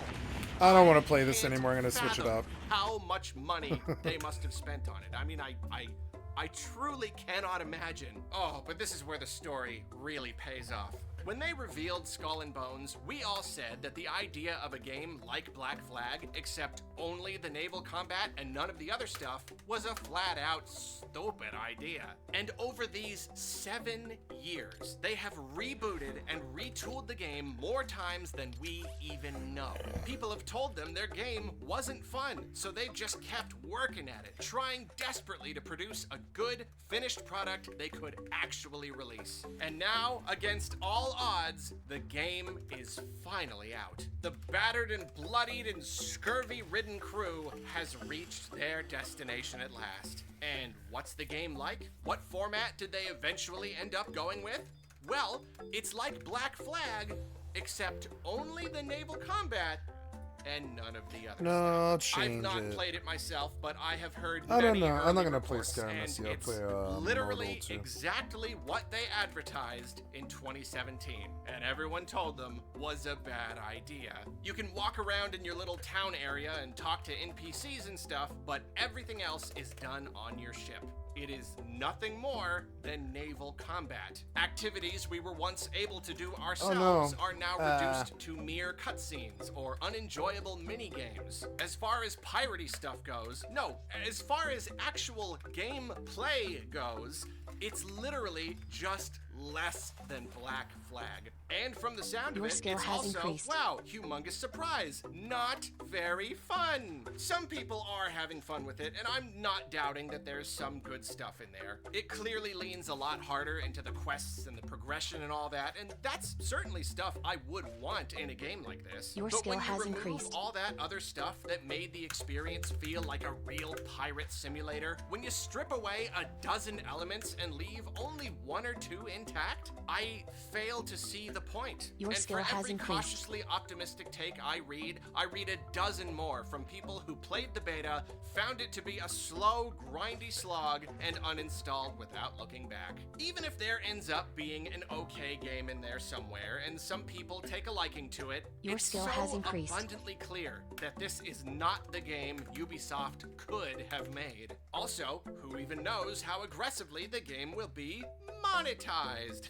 That's a great big question mark at the moment, but you know they're gonna want to make back at least a little money on this thing, and if they end up selling XP multipliers and time savers and loot and resources and stuff for real money, I have to wonder how grindy they made the base game in order to encourage those purchases. Because including those kinds of purchases means purposefully sabotaging your game to make it less fun. This game was already so troubled, and yet I would not be surprised if they made it more grindy and less fun just to try to squeeze a few more pennies out of the people who do manage to get into it against all odds. Ooh, I gotta calm down. And I also can't help but mention that it's not like other companies aren't making pirate games. Sea of Thieves is right there. That is an online pirate game that's apparently pretty great and succeeds as a pirate game and a multiplayer game. Ubisoft knew the bar was high, yet staunchly refused to aim for it. And again, that dedication is commendable. They could have produced 2 or 3 games in the time it took them to make Skull and Bones. And at any point in the process, during any of the rumored reboots and retoolings, they could have altered course. They could have just put in the work to give us all the pirate trimmings we wanted. They could have made the game anything. It could have been the biggest, most incredible pirate game in history. Or at the very least, it could have been another Black Flag. Yep. What were they even doing during I don't development? know. What were they even working on? I What don't were they know. even improving? I don't know. I don't know. But you gotta hand it to them.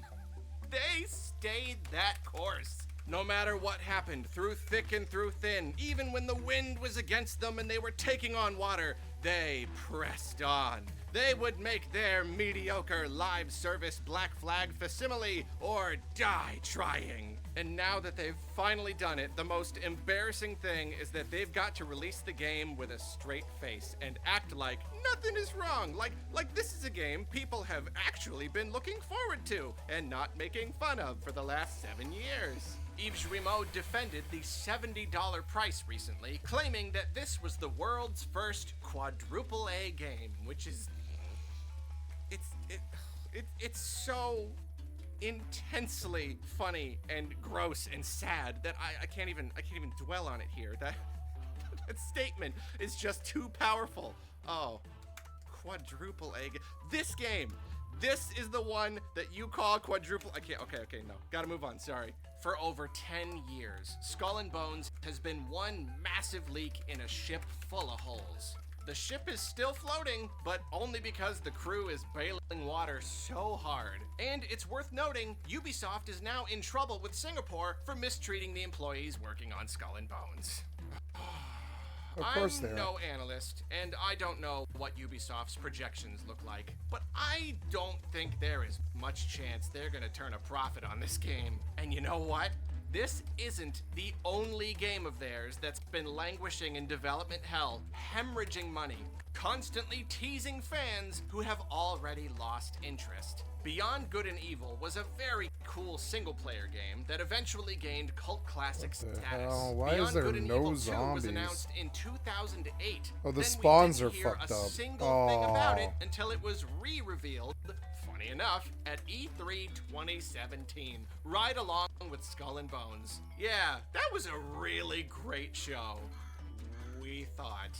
And ever since then, same story. Long periods of nothing. Reports that Ubisoft doesn't know what they're doing. At one point, they brought up the game again with another trailer, a re-reveal as it were, and then, poof, gone again. For years now, the game has officially taken the crown for longest development of a AAA game, beating even Duke Nukem Forever. I mean that literally. Beyond Good and Evil 2 has broken the actual record. And the only information we currently have about the game, the only thing that Ubisoft has shared about it, it's going to be an always online shared world with multiplayer. Ubisoft is a bad company. It is run by people who have no idea what they're doing. And an evil company that finds success through abuse and manipulation is already bad enough. But one that does all that evil stuff, but still manages to fail because they're also just so incredibly inept, that's just a whole other level of sad. So that's all the stuff I've been wanting to say about Ubisoft and Skull and Bones. Really, I just want another cool pirate game. Man, like really. I just want a new Black Flag. I played Rogue. It was pretty good.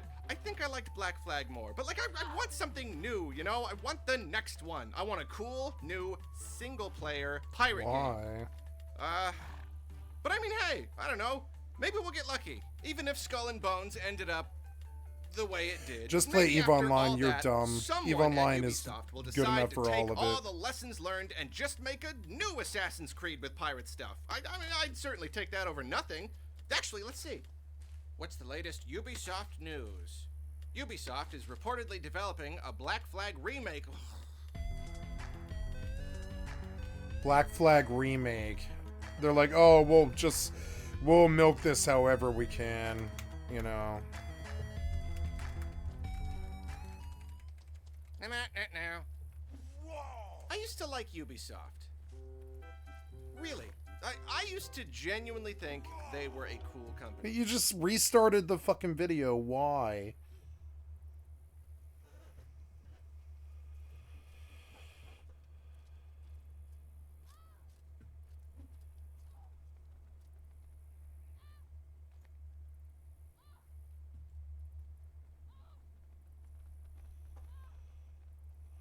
This is Wii versus Nintendo Switch.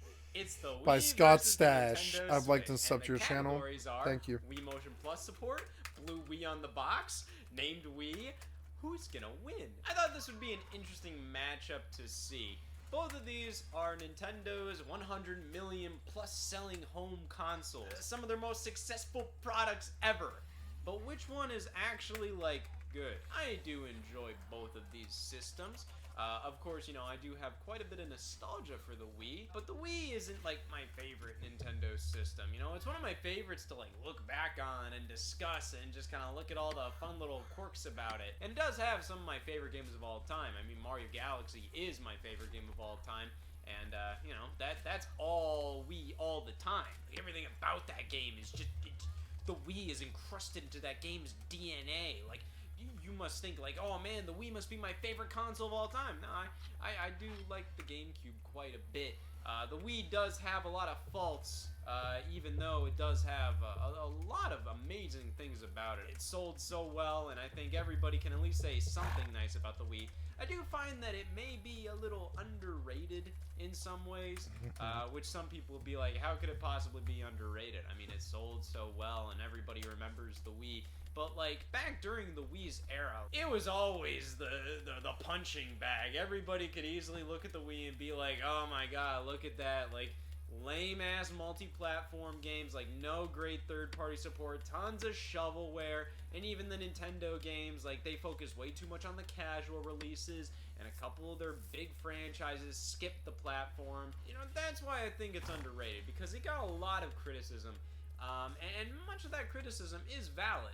But I still think it's an amazing console. There are some of the coolest hidden gems on the Wii. Some of Nintendo's best games of all time are on the platform. And some of their most creative stuff, honestly. Like, even if you don't like their casual stuff, even if you don't like motion controls, like, you can't possibly look at a game like WarioWare Smooth Moves and be like, oh man, Nintendo's just phoning it in. We play motion. There's that whole ass minigame in there where you're moving the remote around the room and you're trying to like suck up a ghost and you're trying to listen to the speaker. Like, that is nuts. Just a very creative era for Nintendo.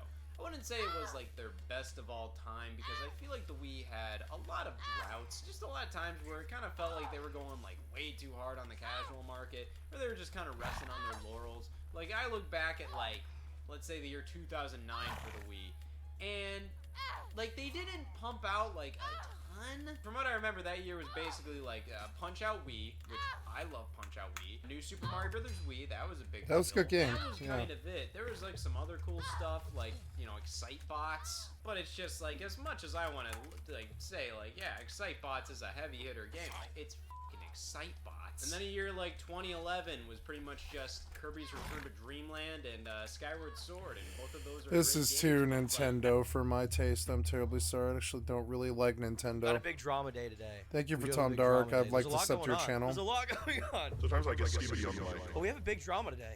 We have a big drama. Last time I streamed, we were talking about Minecraft drama. We were talking about Wilbur Soot, talking about George Not Found. The same day that I had streamed, allegations had come out about George Not Found from Katie Bugs, okay? Big allegations. Now, immediately, everyone on Twitter believed her. Some people said she's a lying, which I think is irresponsible, even given what's happened recently. Some people said she's 100% telling the truth, which I think is also irresponsible, okay? Both of these things, both of these extreme opinions, I must speak out against. Well, I'll tell you guys what. George Not Found responded, and, it's exciting. In my professional, personal opinion, based on what he said, I think it's very possible she lied. I do. And it's not just about what he said, it's also about her response after the fact. I think he may have beat the allegations. I think that, I think she may have lied. I think it's extremely likely. Hate it when false allegations are levied against POC creators. So do I. Which is why I'm going to dry scoop some G Fuel real quick. This is a big scoop. This is big. Ah! Oh! I'm ready to stream. I'm the goat of allegations. Okay, we're gonna start with a little recap, okay? We're gonna start with a little recap. Allow me to close on my gay tabs. We ain't never not the Rizzler, so baby, rock me closer. In the back skibbity toilet. Okay, Katie Bugs, small content creator, not a huge following. She accused George Not Found. She is 19 when the incident she claims happened. She was 18.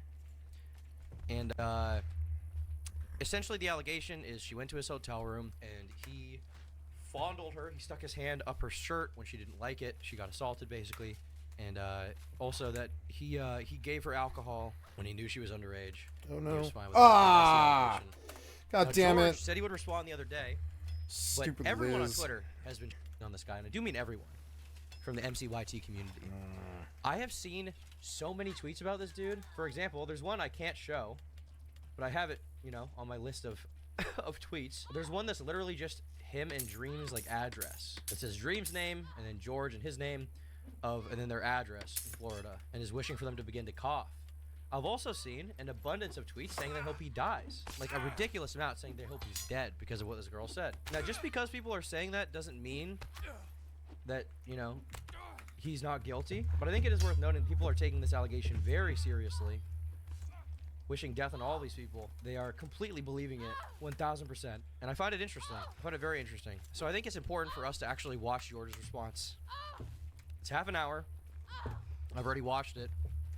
And I think it might be a bit of a game changer for some people. Now, I will say, this response does not have an abundance of screenshots. It is his story with some circumstantial evidence. I will say, it is more compelling than what Katie has. And I will also say that Katie's response was extremely worrying as far as her credibility, which I will get into after we watch this video. Alright, hey guys. I want to start off this stream by saying that this stream is completely demonetized. I've turned off ads, I've turned off donations. However, I cannot turn off subs, but just don't sub. But regardless, any sub money that is generated during the stream, I will donate to charity. In this stream, I'm going to be talking about some very serious topics, including assault, abuse, and things of sexual nature. So if any of these are triggering topics for you, please be aware of that and be cautious. Recently, a streamer named Katiebugs went live and told a story involving me about assault.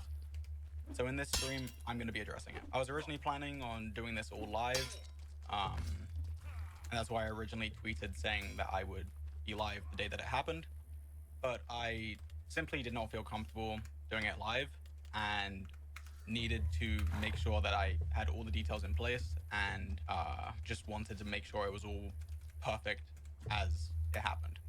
I'm really glad he did this because I think if he had actually live streamed, that could have been a disaster. Because imagine when you're trying to respond to an allegation like this, right? Whether you're guilty or not, you have thousands of people in your chat. Some of them are saying you're innocent. They're hyping you up. Some of them are calling you a horrible person. You can't really ignore that if you're live, right? Also, when you're live, it's harder to be concise. It's harder to get your story straight and be in order. And when I say get your story straight, I don't mean like in a sense that you're lying and you need to, you know, compile your lies and get them straight. Rather, what I mean is just that, like, in a live format, there's a lot that can be up to interpretation. If you can do it in a not live format, your response is going to be way better. It is. It's going to be much more concise. It's going to be much easier to follow. You can plan it out. You can pull every single screenshot you want instead of having to scramble around on a live stream, right? And so I think doing a video is much better. Like, doing a video is much, much better, which he did. This is a stream, obviously, but he says here he's going to play a pre-recorded video. Rushing out a response is never the thing you want to do in a situation like this. There's a quote that I think people should live by when it comes to allegations, and that quote is, "Nobody ever wished they responded sooner." You know, like if an allegation is made about you and you respond a year later, obviously that's excessive. But like responding within the first like hour to an allegation is probably a bad idea. Like probably a really bad idea. I think if you're accused of this and you're innocent, I think best case scenario is you look at the allegation, you get offline for a few days, you let tension settle a bit, and when people have a more clear head, you release your response. So today I sat down, talked straight into this camera, laid out all my thoughts, and then essentially just edited out the blank spaces where I was sitting here thinking about what to say, and then also added some screenshots for context. And I'm going to be playing that video now. I'm going to be telling the whole story, so it might not seem like everything is completely relevant, but I do need to tell the whole story for it to make sense and to fully inform you guys. So please watch the video in its entirety before forming opinions, as this is very important. Finally, before I play the video, do not send hate to Katie. That is not the goal of this, and I do not want you guys doing that. So let's... And to be honest, she's not really getting that much hate. The response to this has been crazy. Essentially, after him telling the story, of his side, everyone's response is to say, quote his video, and then be like, but Katie said this, therefore you are wrong. Like, they instantly believe her and don't believe him. Why? Because I think they're bloodthirsty, honestly. I thought it was out of a... I thought people believing this woman, for the most part, was out of, like, wanting to do the right thing. To an extent it is, but a big part of it also is that, like, there's a subset of MCYT that hates George Not Found and hates Dream, and are just looking for any excuse to go after them and destroy them. Like, these people are so bloodthirsty to watch these guys' careers fall apart. Like, absolutely.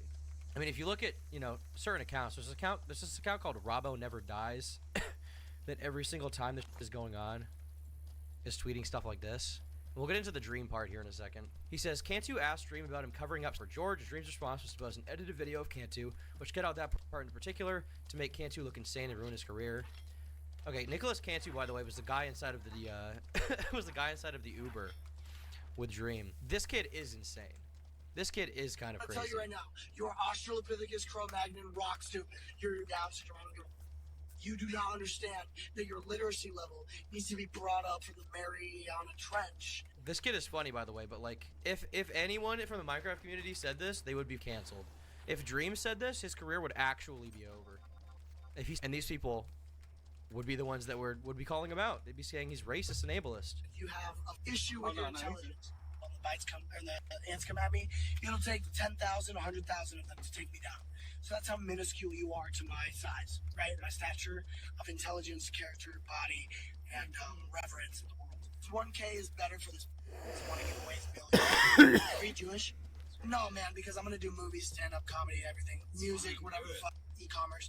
You don't understand that you're talking to. I'm gonna do e-commerce. Like a Michelangelo. Right? Like I'm a genius, Albert Einstein level history book. I'm a maker. genius. You're gonna be forgotten like the dust in the sand. And there's 100 million, 1,000 billion sand particles. You're gonna be one of those, and I'm gonna be a statue erected in gold. Like, this kid is funny, but like, he seems like he's kind of crazy right now, right? He seems like he's manic. He's unhinged. And a lot of people were blaming his situation with Dream on his mental health. By the way, the situation with Dream, I believe, is that he like punched Dream, and then he went on to like argue with the Uber driver and called the Uber driver like a loser. Can you fight? Oh, of course. Yeah. I apologize. Oh my God, I know, and I'm sorry for I met him tonight. Yeah, you can end the video now. Thanks for watching. Cantu Network on all socials. Like brutal marauder. I'm not. With the Cro-Magnon thing, he was saying that to the Uber driver. By the way, he was saying the Uber driver's just trying to drive him home. So this kid is crazy, but these people are like desperate to defend this kid for whatever reason, despite the fact he called Dream a file. Cantu asked Dream about him covering up assault for George, and Dream's response was to post an edited video of Cantu, which cut out that part in particular to make Cantu look insane and ruin his career. George is attempting to do the exact same thing to Katie, belittling and flipping blame onto her and her friends to make her look crazy and untrustworthy. Dream, George, and Sapnap are creators built on manipulation, building online identities that pander to a younger audience to create parasocial relationships and make millions of dollars. Whether those identities are at stake, when those identities are at stake, they will lie and manipulate until they get what they want. I don't even know what all this means. This is a bunch of gobbledygook. Dream, George, and Sapnap are creators built on manipulation. What does that even mean? They make Minecraft videos, building online identities that pander to a younger audience to create parasocial relationships and make millions of dollars. That's just called being a entertainer. They make videos that people watch. What the does this mean? You could say the same thing about Markiplier or PewDiePie, but you're not, because it's not Dream and Sapnap and George Not Found, who you hate for some reason. I don't even know why. If I had to guess, it's because you're a failed content creator that nobody gives a shit about. Oh. And that's the case for a lot of these Twitter accounts. You'll notice they are a lot of the people that really hate Dream are like failed YouTubers who never made it. They are like literally all of them. They can barely pull like 5,000 views on a video. Robbo World Tour, 200 likes. Nobody cares. Literally nobody cares. Join the Robbo Cord. 90 likes on that. 150 likes as soon as they tweet about Dream. Literally hundreds of thousands of likes constantly. I think it's true what these people's motivations are in particular. But we're gonna keep watching this. Play the video. See you later, guys. Okay, so this is my side of the story of the 2 times that I ever interacted with Katie Bugs in real life. So the first time that I met her, it was in Dream's hotel room at VidCon. To give context about Dream's hotel room, essentially it was a bigger room than average. It's not just a bed in a room like a typical hotel room is. Essentially it's there was a living room, there was a table, and the bedroom was separated from it. And for this reason, we used his hotel room essentially as a place where all of our friends could hang out in. VidCon is a 4-day long event, so we actually used it quite frequently throughout these 4 days. And we had creators, friends in and out of this room throughout the whole event. Now, the first night that I actually met Katie, I was with Dream in his hotel room, and Dream was in a group. He's not 30. He's 26 or 7, I believe. He does look young, though. Yeah, he's 27. He's not 30. But if it was a woman, I would say 30 because she's hit the wall, and it's over. 5 other people.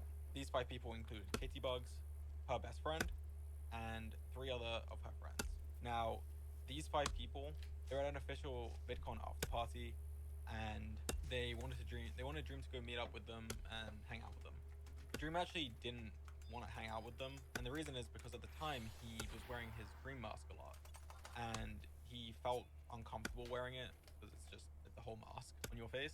So he just didn't want to go to the party particularly. He even suggested that they shouldn't come because he was assuming that they were having more fun where they were.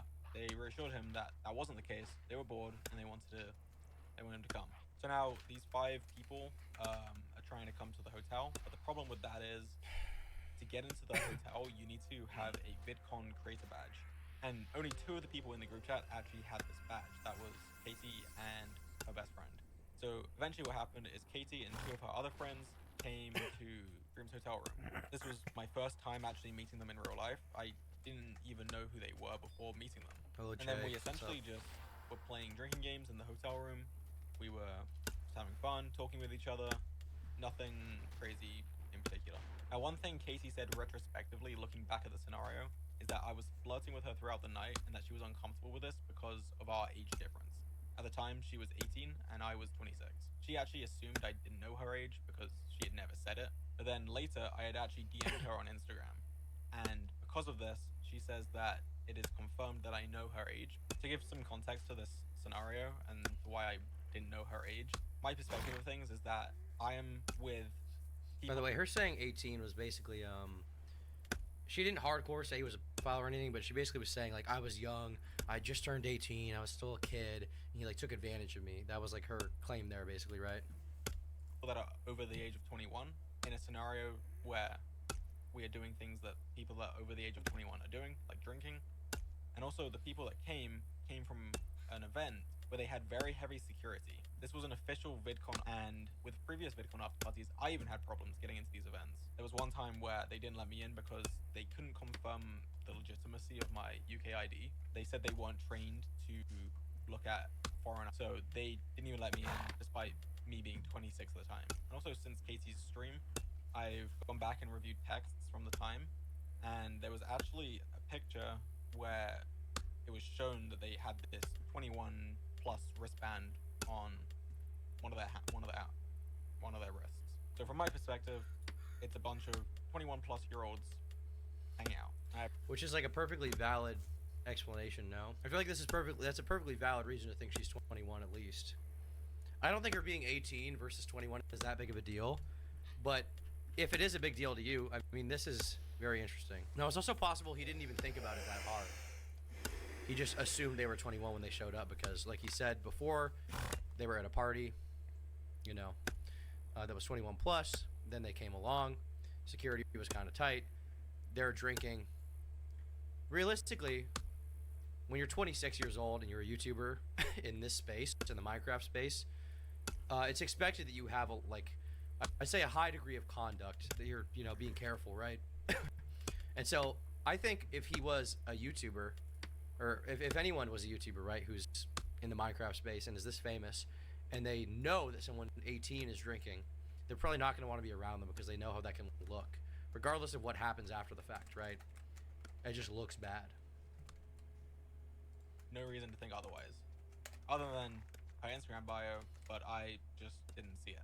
But anyway, nothing actually particularly happened. And I think that's a valid explanation, by the way. Because sometimes when someone I know messages me on Instagram, I don't look at their bio. I just look at the message. First night that we were hanging out, everything was very friendly. We went our separate ways, and that's the end of the first night. And then the second time that we hung out was the next night after this. So we wake up the next day, we do VidCon stuff. After we're done, that's the final day of VidCon. So VidCon is now technically over, but we have one more night in the hotel before we need to leave the next morning. And actually at this point, I actually had a friend that I had only known online meet up with me for the first time. And the whole time I'd known him, he lived in a different country. Her crying in the video was enough for me to know something was up. It was so forced. I mean, in fairness, if someone was legitimately assaulted, wouldn't you expect them to cry about talking about it? Like, come on. To be honest, I'm torn between if she knew she was lying or if she was like convinced by some friends that she went through something that didn't actually, you know, go down the way she thought it did. The impression I get from Georgia's side is that it's a sexual interaction she regrets. She notes, and that kind of lines up with some things she says in her video, because in her video she says something to the effect of, "This, I was a virgin. This is my first time touching someone," right? And now he says, you know, basically she regrets it after the fact, despite the fact it was consensual at first. And so that leads me to believe that if his story is to be believed, then the reason she did it, the reason she was mad after the fact, is because, you know, she got felt up, she liked it at the time, and afterwards nothing really came of it, right? It was from a guy that, you know, wasn't with her. They weren't dating. It didn't go farther than that. She regrets how he coerced her. Well, we don't know that he coerced her is the thing. All we know is what he said. All we know is what he said versus what she said. And I think his account honestly makes more sense. If you remember what she said all of a sudden his hands were on her upper shirt. If that was the case and there are other people around, don't you think at least someone, like one of her friends, would say, hey, that's not okay? If it's clear that she's uncomfortable with that, right? Don't you think that would happen? Versus what he says is they were cuddling for a certain amount of time. She was hugging with him. She liked it. And eventually he put his hand up her shirt. Now, one of the biggest points of contention people will say is, well, silence is not consent, right? Silence isn't consent. And that's true. Silence isn't consent. But in every sexual interaction you have, are you asking, like, can I please touch you here? Can I please touch you there? Can we please have sex? No. Generally, it's like, you kiss her, she kisses you back. I mean, okay, you kiss her not randomly. It's after you've, like, you know, you feel the moment is right. You kiss her, she kisses back. You touch her, she touches you back. Stuff like that, you know what I mean? Like, it's not usually like a, can we sign a contract type thing? She must have had a fake ID for that over 21 bracelet. She can't be innocent. Seems weird. I mean, she may not buy a second weapon. The thing is, like, at venues I've been to, sometimes they just don't ID you. You know, I went to like a rooftop party once in Anaheim when I was 19, and I just showed up at the door, didn't have an ID. They gave me the over 21 bracelet, open bar. I was drunk. I don't blame anyone at the party for that. It's whatever. I was a legal adult. He was actually living in Japan. You don't announce, I would like to touch you here. Would that work? I mean, usually not. And I had told him I was going to VidCon, and he actually just happened to be in California at the same date, so the dates aligned, and we made plans to meet up. Now, he arrived early evening. I think it was around 5, 6 p.m. We were just hanging out in my room. I'm bored. You come to my room. Let's hang out, essentially. That's what we did. Me and my friend that I just met physically. I mean, I knew him online. Went up to Dream's room, and we were hanging out. And again, the same scenario happens from the night before. They are trying to get him to go out to another party that they were at. And same story. Dream didn't want to go, but was open to them coming here. And again, that is what happened. But this time, their friends were actually all able to get in. I don't know how they did it, but Katie, her best friend, and 3 other of her friends ended up coming to the room, which had me, Dream, and my online friend that I just met. So 8 people total in the I don't think it's a good idea to take part in sexual acts while drunk. It makes boundaries more blurry. I would agree with that, but it does happen, you know. It's natural that, you know, people get drunk. They have feelings for each other. Those feelings come out more, maybe, you know. It's not unlikely to happen. This night was very similar to the one before. We were just hanging out, playing games, drinking, and just having a good time. So something I actually want to point out before I continue with the rest of the story is the way that she phrases some things in her story. Instead of saying that her and the rest of her friends actually wanted to come to the hotel to hang out with us, she said that one friend was invited by Dream, but she didn't want to go alone. So then they decided to go along with her because they were willing to go anywhere. I just think it's important to note already that the story is slightly different from the reality of it, and I'll be mentioning this a few more times throughout the rest of the story. You can see in these screenshots from the text at the time that they were all trying to come to the hotel, and it wasn't just oh, we're willing to follow her, essentially. They were all in the group chat and part of the discussion to go to the hotel. I also chose to mention my online friend. It doesn't really add to the story, but she never mentioned him. Or Ashley, I'm an incel. I don't know any women. The 8th person that she brought with. So I'm just saying it because that's how it happened. And All these, dude, the girls in chat, okay? I've never had sex. I never will have sex. I don't know how sex works. I don't know what it is. I have sex with men out of obligation to my people, not because I'm horny for them, okay? That is the truth. That is the God's honest truth. Hand on the Bible, hand on the Quran, hand on the Torah, okay? And all the men I have sex with are from Ohio. That's the God's honest truth. and I want to make sure the story is straight. Another thing that she talks about is how we insisted that she drinks more and that we insisted on playing drinking games when this isn't the case. Again, they had already been drinking at this party before they arrived to the hotel room, and they had also been the ones that were asking to play the drinking games. So instead of, they were actually the ones that were asking us, and you can see that in the screenshots here. Clay, what was that app you're using for the most likely to game? That's Dream, by the way, Clay. He says, I'll find it. So they were clearly eager to play a drinking game on the way there, which greatly differs from her story, which is that they made her and insisted that they play a drinking game, insisted that they get drunk, right? I mean, this is a clear lie on her part, I would say. Cut and dry. Dead to rights. He got her on that one. They had actually texted multiple times, specifically wanting to play this drinking game that we had played the night before. And at this point, I was pretty drunk, and so was basically everyone in this room. It was the last night of VidCon. VidCon's a pretty stressful time, and honestly, a lot of people are happy when it's over. Not that they didn't like it, but it's just a stressful event. There's a lot that you have to do, and when it's over, you're just happy and you want to celebrate. So at this point, we then moved to the couch. There was a couch in the room, and I sit next to Katie. She also says, looking back on the scenario, that she confused her nerves for excitement when I sit next to her. But again, Ashita was right. This did all take place at VidCon, Ohio, which Katie also left out. She also left out that she attended the Skibbity toilet panel and refused to flush. at this moment in time, Just saying. everything was friendly. Nothing sexual had happened. I'm just literally sitting next to her on the couch. And during this, she was laughing, smiling. She gave no indication that she was uncomfortable with me sitting this close to her. She also mentions that she was thinking about my age and that I was a lot older than her. Again, she was 18 and I was 26 at the time. And again, to clarify, I actually didn't know how old she was, despite her claiming that. Okay, so to be clear here, this girl is of legal age. According to him, he thought she was 21. But regardless of that, even if you take that away, she's of legal age. So this idea that there's like grooming or pedophilia going on is just ridiculous. It's just wrong. You can't groom a legal adult. You can't. I did, just because it was in her bio. And it was clear to anyone there that she was not uncomfortable with me sitting next to her. And eventually, two of the people that came to the hotel room left. So then it was just down to me, Dream, my online friend, Katie, Katie's best friend, and... Why does he have small hands? Sixth mutual friend. Am I wrong? Does he have small hands? I'm just No, wondering. he's just kind of a small dude anyways. Playing games on her phone to avoid the awkward situation. Now, I just don't see how this is the case. She's implying that she is using her phone to essentially escape, you know, in such an awkward scenario. I don't wish to stop the stream, but I do need to eat. I have not eaten today, and it has been 11 hours or something like that. And I will pause to eat, to make something to eat and eat during my stream.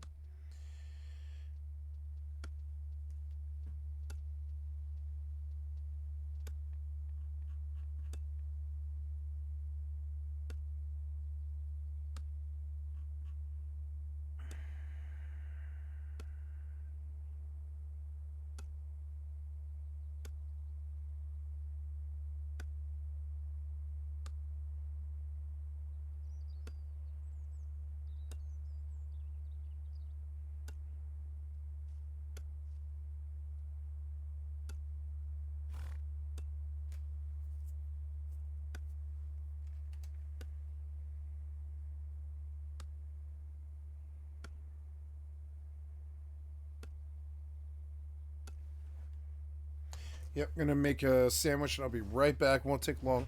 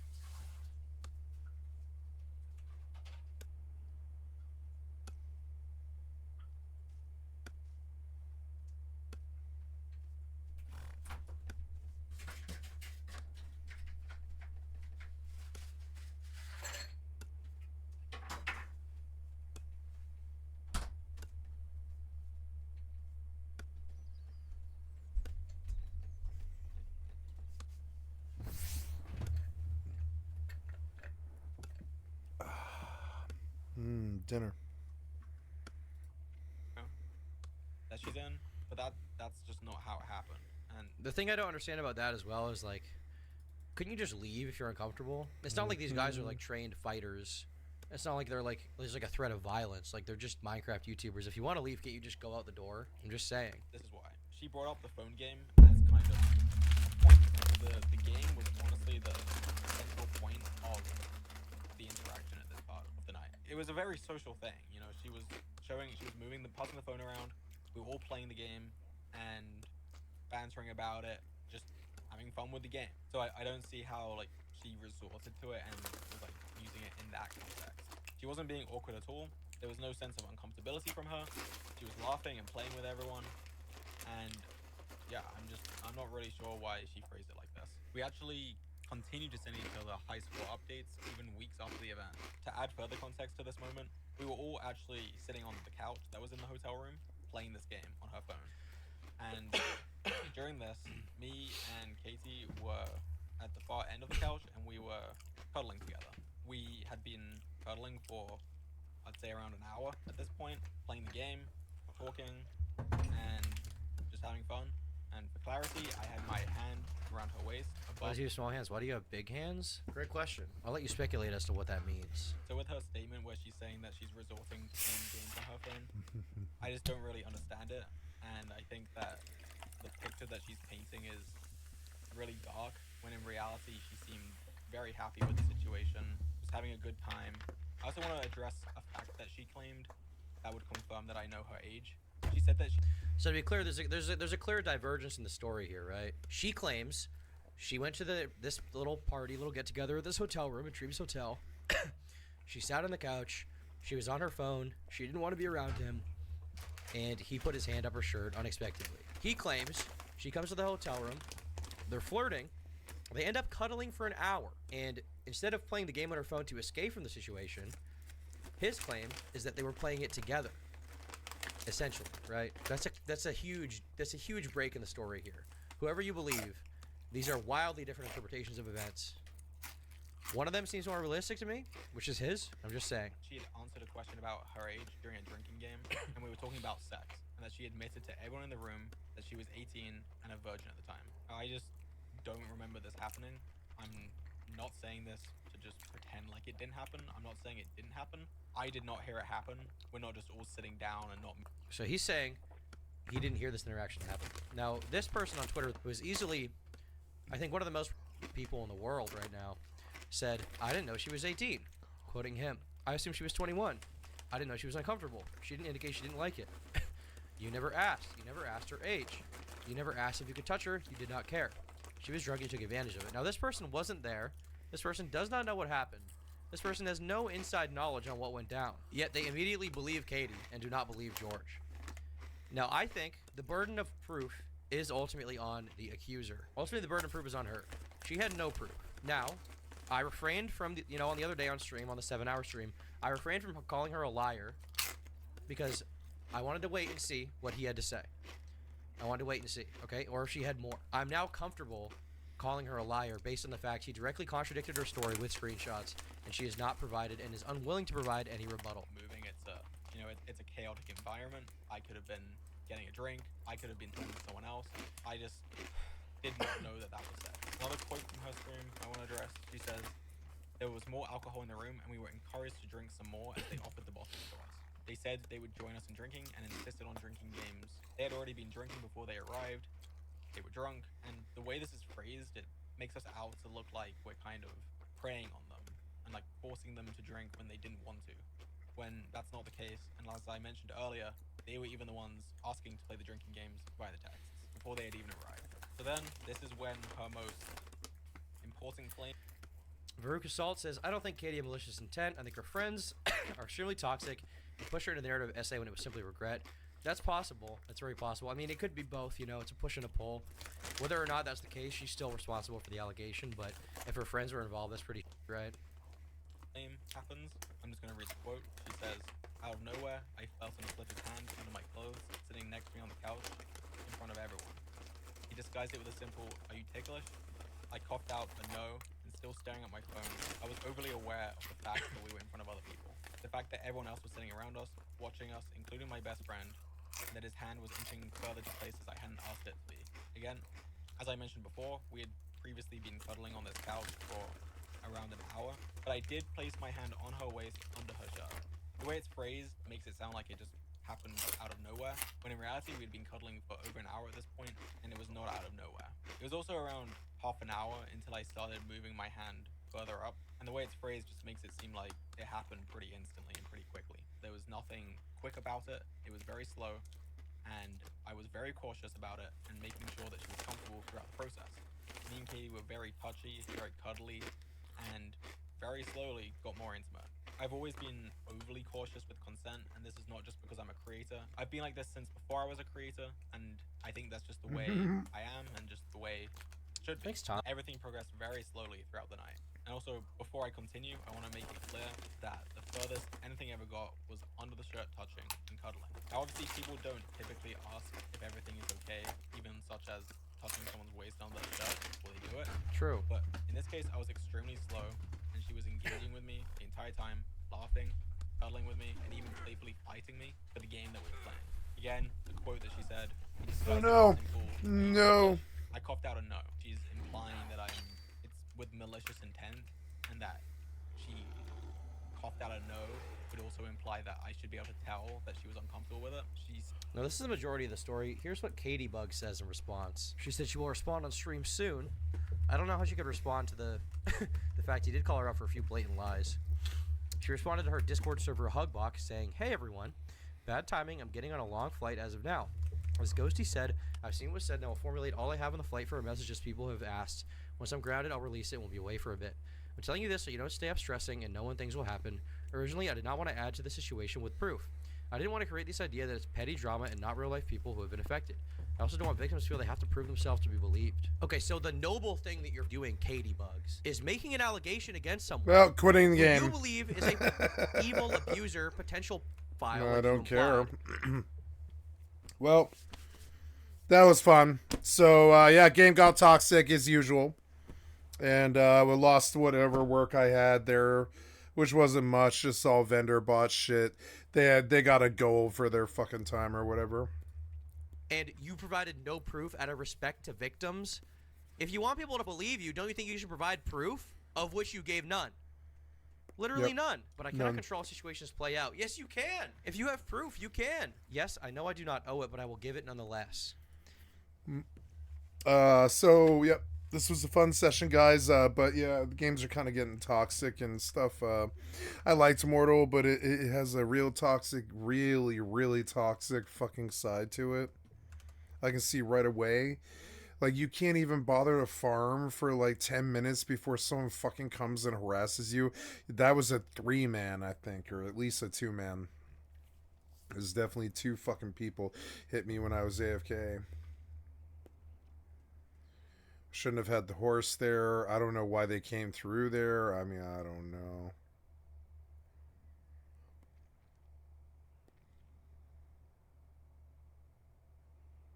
But yeah.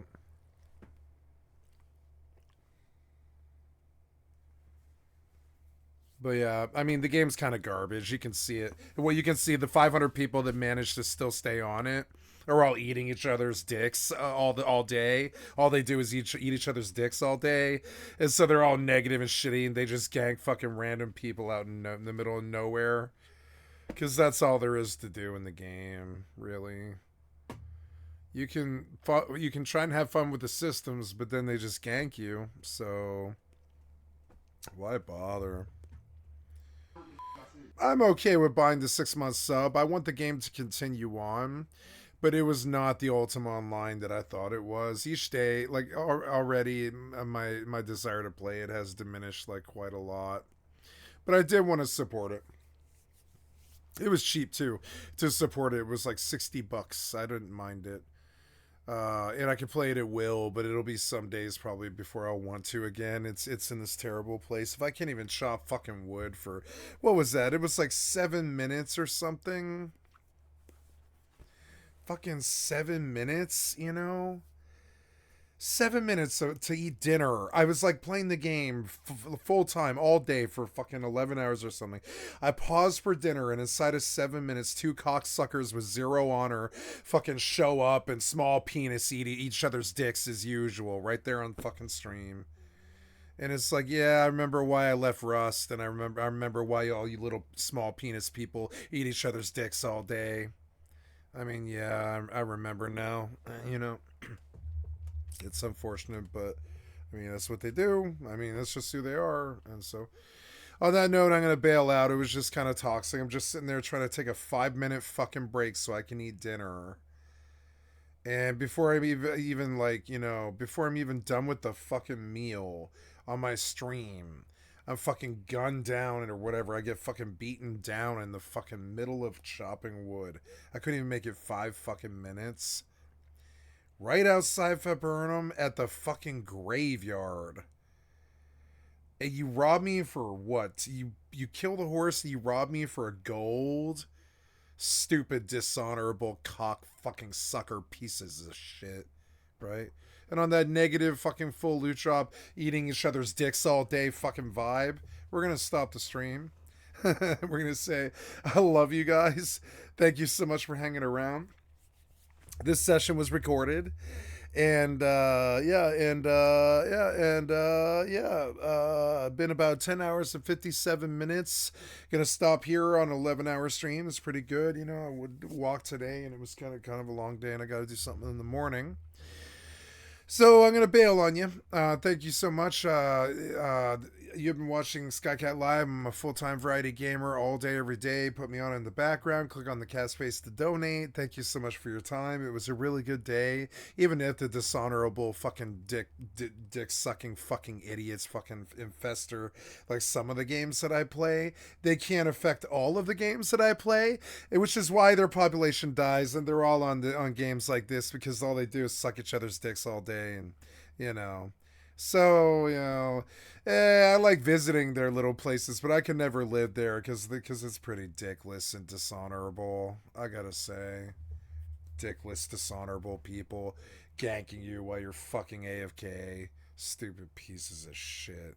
I'm sick of stupid pieces of shit ganking me when I'm AFK. I mean, why? For what? A fucking set that takes 5 seconds to go get. You're so fucking dumb. That was what was wrong with Rust, and that's what's wrong with fucking Immortal. It's unfortunate, but it's true. Community's eating itself with its own negativity and frankly dishonor. The dishonor is killing their whole community. You can see it. Everything they do is dishonor. They didn't give me a chance to fight or even a chance to move or any of that. They had to gank me when I'm AFK eating dinner. And it's like, man, at least give me a chance to fight or something like that. But nah, they're dishonorable, dickless cocksuckers. They're just who they are, you know. You can't teach dishonorable people honor. It's not in their souls. It's like trying to introduce oil to water. You can't. These dishonorable, dickless fucking shitheads. They're just pieces of shit, you know. I can't do anything about it. So on that wonderfully positive note, this session was recorded. It'll be on my it'll be on my channel in a couple of hours. I'm going to post right now. And I'm going to stop this session. Thank you so much for your time, guys. Click on the cat space to donate or come over to the YouTube and stuff. And if you aren't a negative fucking non-consensual PvP cocksucker like that person, you have honor, come and click on the cat space and donate and all this, right? Or you can go sock toddlers like those fucking cockless, fucking stupid ass fucking like honorless cocksuckers, you know? Whatever. Anyways, I like verbally abusing fucking idiots on my stream with loads like tiny penises and fucking no honor. It's actually so fun to me. I'm so sorry. I know it's a really toxic thing, but I don't really mean anything by it. I'm just trying to fucking poke a little bit of fun at their small penis, dishonorable lives. Just saying. And on that note, I love you guys. I'm going to pause the video here. Bye. Just remember, if you're playing a non-consensual game in 2024, you gotta be dishonorable.